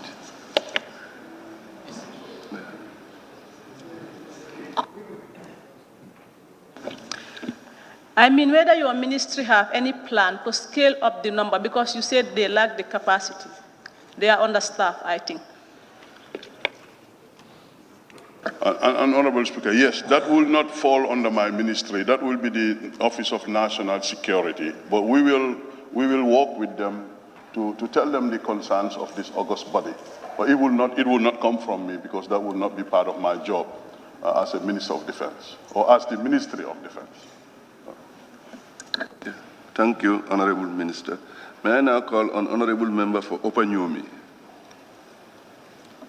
Thank you very much, Honorable Speaker, for giving me the floor. Honorable Minister, in your answer, you said that you are facing serious challenges in executing this security sector reform. One among them was the capacity problem, as you said. Are you planning to hire the capacity in order to carry out the necessary job you want to undertake under this process? And you also mentioned the assessment report is out. The assessment report is completed. Will you be able for us to have access to that report, if need be? Thank you. Thank you. May I also repeat again, we will have to crave the indulgence of this August Assembly that a lot of that information I will have to come again here. This falls under the Office of the National Security Advisor. I am the Ministry of Defense. Some of these things do not come to me, but I'm a key player, and I'll be more than happy to give National Security Office as soon as possible the concerns of this body, and we get our facts together and come back as soon as possible. But that will be for the ONS. That is directly working under the Office of the President. And I think we need to identify and understand the echelons that is going on right now. This is fairly new to the Gambia, because some of it has never existed since the inception of the country. We never had a proper defense policy or a national security policy. So we're trying to build up these institutions within this time, and we are on course. But we will come back as soon as we can meet with the select committee and get hold of ONS, Ambassador Baji, and all his staff with the information. We'll put it together and we'll map out the way forward. Thank you, Honorable Minister. Please. I just want to inform the Honorable Minister, sometimes they don't understand it too. We are a standing committee, not a select committee, just for your information. And it's very important. Thank you. May I now call on Honorable Member for Serakunda. Thank you very much, Honorable Speaker. I would want to hear the Honorable Minister very clearly. Are we getting the answer that nothing is really derailing the security reform process, but that there are challenges, and as far as he's concerned, his own domain is actually putting the strategic developments that are necessary to feed into the reform process? Is this what the Minister is actually telling us? Honorable Member, yes, exactly. What we're doing is the Ministry of Defense is a key player in the whole process, like the SIS or the Interior Office. We're part of it. We're not the Office of National Security. So yes, we are putting up the mechanism to fill in our part, and that is our defense policy and all those policies to fit into the bigger picture of national security of this country. So that is correct, Honorable Member. Thank you, Honorable Minister. May I now call on Honorable Member for Nyamina West. Thank you very much. Honorable Minister, security reform is very essential in this country. For the fact that I have seen where people join the army, within a period of 5 years, been promoted to a colonel. And I want to know which criteria are you using to promote officers to the rank of colonel, lieutenant general, major general, and also general. Honorable Member for Nyamina West. Yes. That question is overruled. Please. Thank you.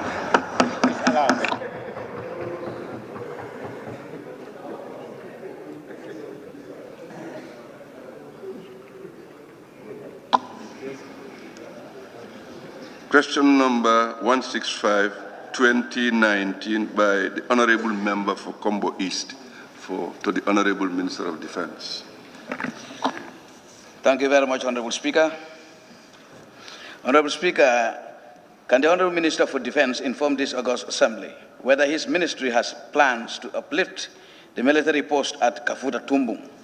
Thank you.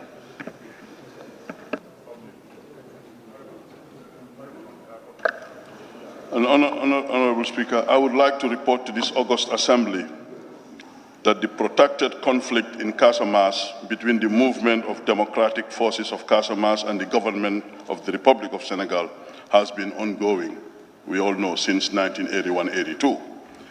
This situation of unrest has over the years rendered some part of Casamance as a rebel-controlled area and no-go areas to some Senegalese forces.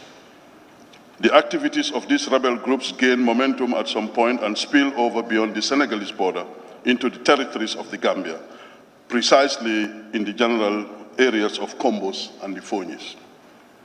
The rebels at the time occasionally skirmished into the Gambia and loot properties, including livestock.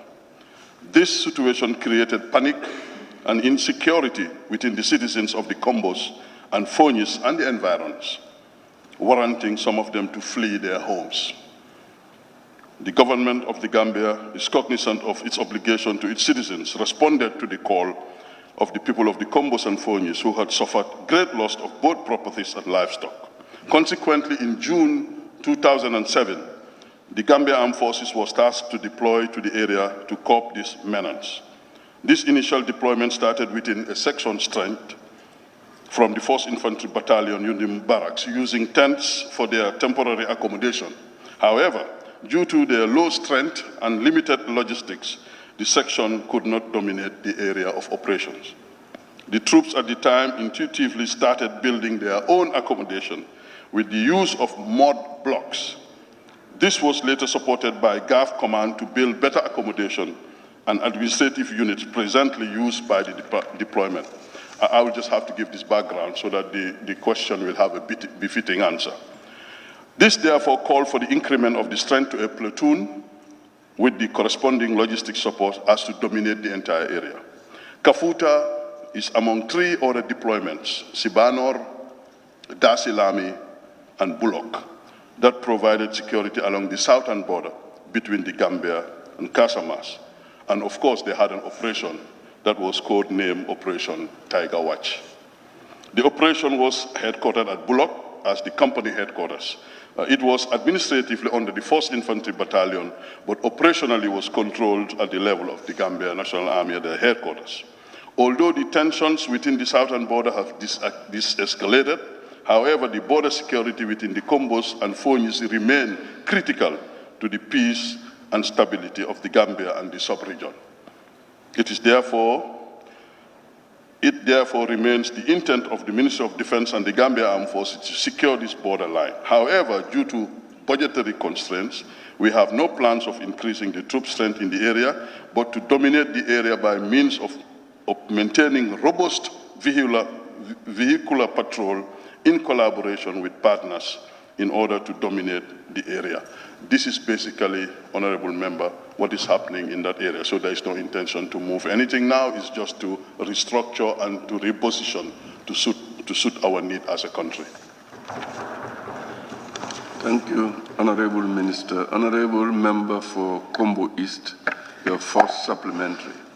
Thank you very much, Honorable Speaker. Due to the nature of the appalling situation in the barracks, what is your ministry doing in order to remedy that situation? What is due to the nature of the appalling situation in the military barracks at Kafuta Tumbung, what is your ministry doing in order to remedy that situation? Thank you. Honorable, supplementary question is not related to the original question, please. It's not related to, so no, it's not. No, it's not. Can you please frame that question supplementary if you want to?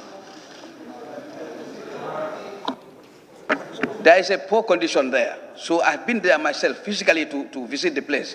So this is why I'm trying to ask the Honorable Minister, due to that, the nature of the appalling situation, what is his ministry doing in order to avert that situation or in order to solve that problem? Honorable Minister. Please, Honorable Speaker, thank you. Honorable Member, yes, I have just concluded a familiarization tour, and I'm quite aware of what you're saying. The President has asked me to go and look on all those facilities. They are appalling. It's unfortunate. They have suffered over time for the last couple of decades, and the leadership is aware of it. And there are plans on the way with the little resources the Gambia can afford. Security is a very expensive business, and we do not have the capacity to take care of all that. But the good news is we have good friends who trust in the peace and who wants to ensure that this country remains to be in peace, and we'll be working with them. And very soon there will be some rehabilitations going to start. We're going to start from our Minister of Finance, what we have, little, but we're going to build up. Eventually, we're very optimistic that that will be resolved. And the troops are already aware. I've talked to all of them. I've been all the way to Fatou, been to Basse, Farafenye, Kudang, name it. I'm just left now to talk to the folks in Yundum and in Bakau at the headquarters. But most of the folks at the rural area are aware. They know this problem, but they know that help is on the way. Thank you. Honorable Member, your second supplementary, please, if you have.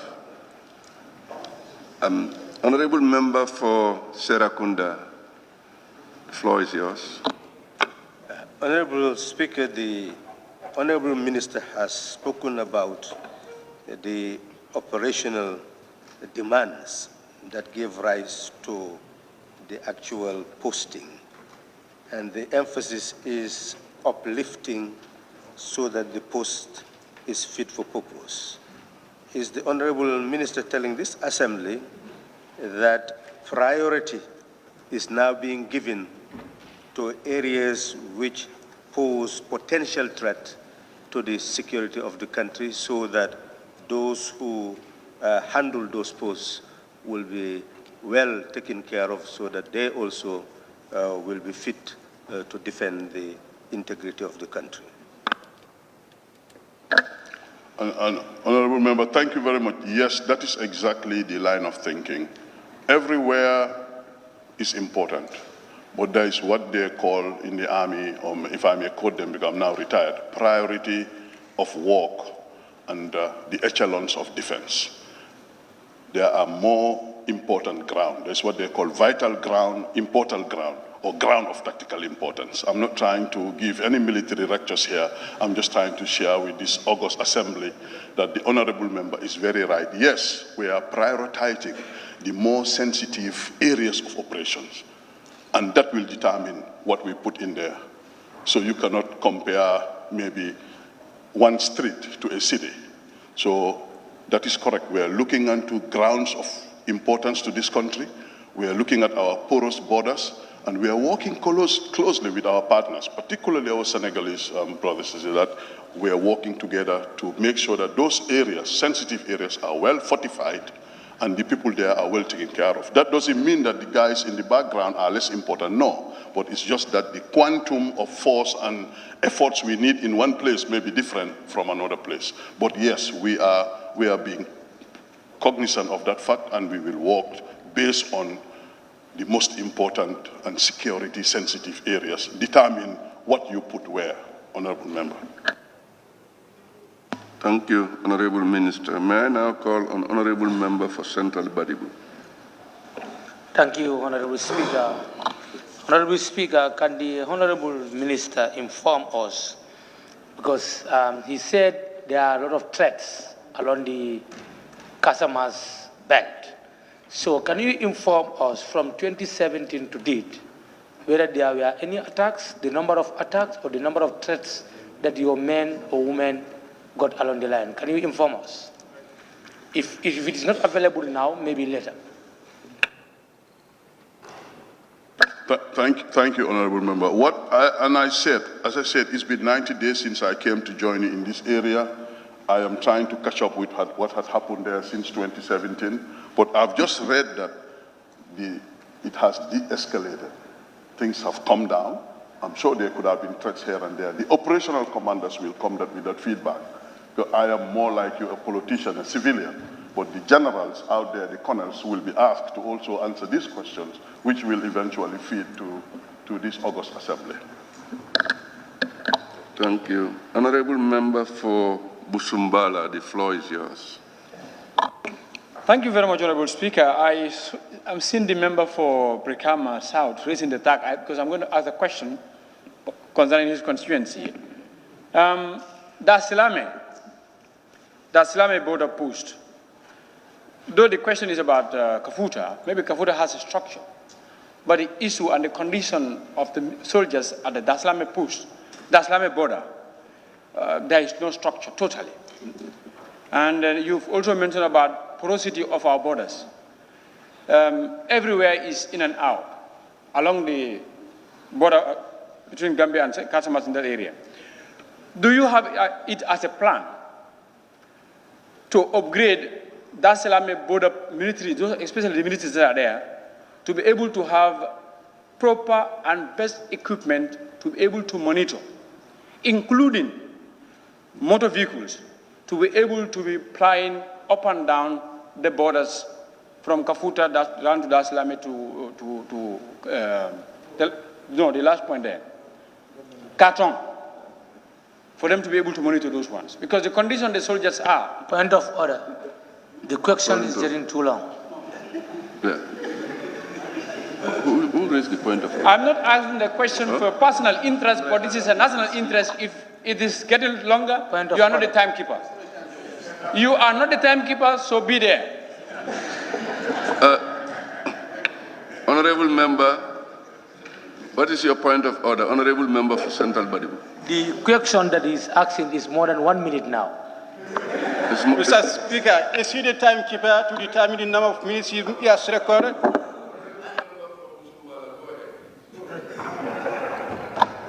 Thank you very much. He's even wasting our time. I've already asked put up my concern.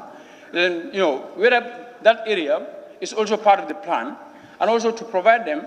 Please make your intervention short. Go direct to the question that you want to ask, please. The interrupter and interrupt me and delay the time. Honorable Member, make your intervention short. Go straight to your point. Thank you very much. Do you have a Dasilame border post, the military to be able to have a structure and equipment for them to be able to monitor the porosity of our borders? Thank you so much. You can go ahead. Honorable Member, thank you. We are on almost completing our familiarization tour. At the end of the day, Dasilame has issues. Also, several other areas are found out have issues. That's why we're going around and we're going to put up some paperwork together as soon as possible. And then the military senior command will now tell us what to do to solve these problems. And we'll come back here and report exactly that. Honorable Minister, may I now call on Honorable Member for Banjul North. Thank you very much, Honorable Speaker. Honorable Minister, talking about military posts and the practice of having military checkpoints alongside the road where you have the posts, and considering the fact that Gambia is a signatory to the ECOWAS protocol on the free movement of goods and services, would that practice not have any effect? Is it in accord with the protocol, considering that it impedes the numerous checkpoints that we have on the way around the country? Is really an impediment to the free movement of people and goods. Is the ministry considering scaling down or coming up with alternative arrangements like having patrols to patrol the borders rather than having these checkpoints, which is really causing an impediment on the free movement of traffic? And thank you. Yes, Honorable Member, plans are on the way to elevate. We are also concerned at the highest level.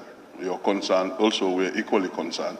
And I've talked to my colleague, the Minister of Interior, and we have put up a mechanism that will scale down on all these checkpoints that are all over the place. It's of concern.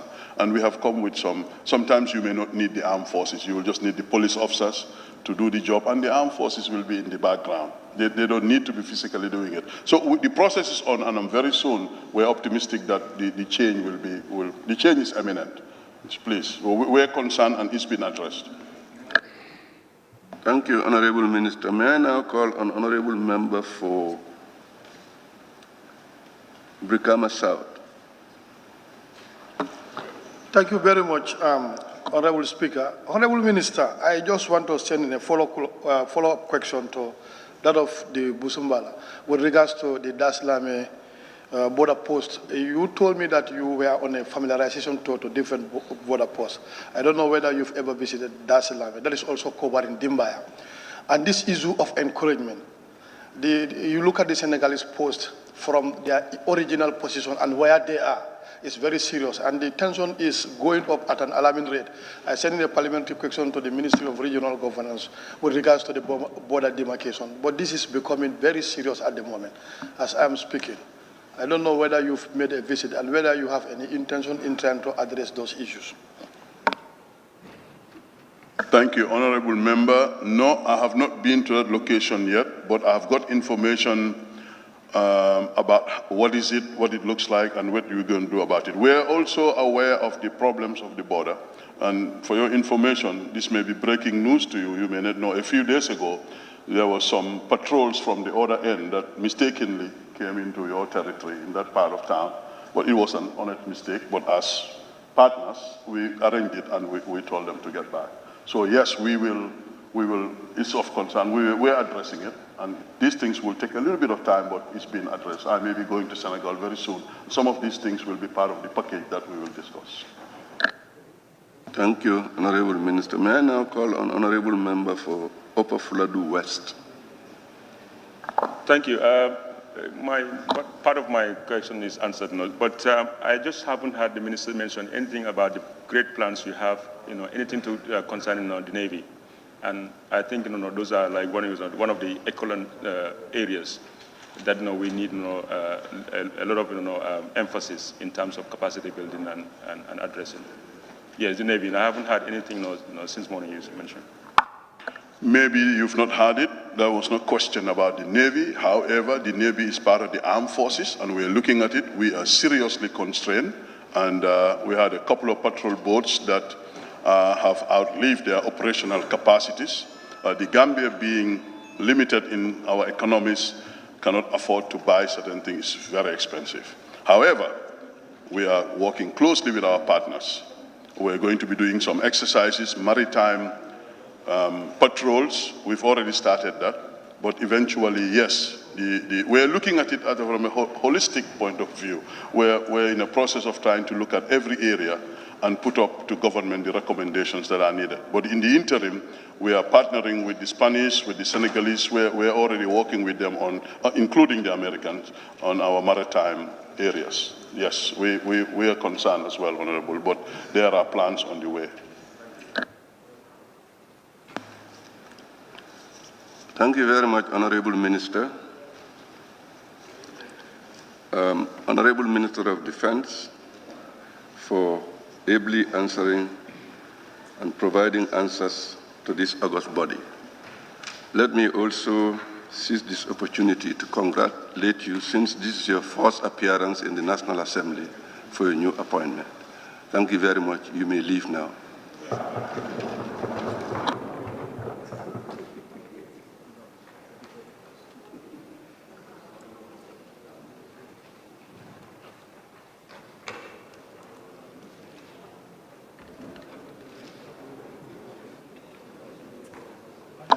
Yeah. On that note, I now put the question. Be it resolved that this August Assembly do stand adjourned until Thursday, 5th December 2019 at 10 a.m. prompt. Those in favor, please say aye. Those not in favor, please say no. The ayes have it. The Assembly is now stand adjourned until Thursday, 5th December 2019 at 10 a.m. prompt.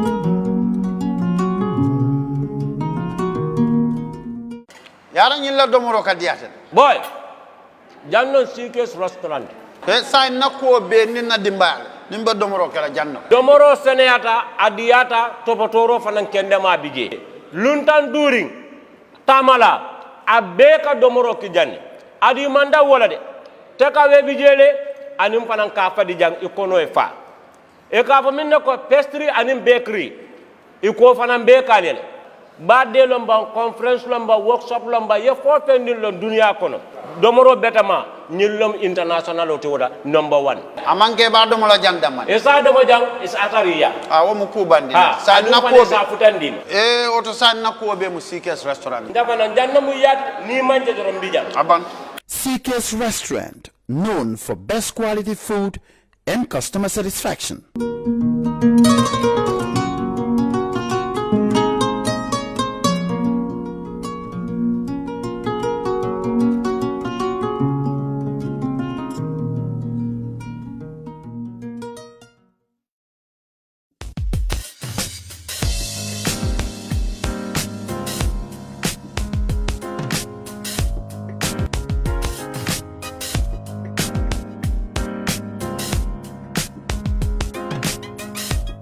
Miss B Designer Outlet is the #1 quality and affordable stop shop for all your needs.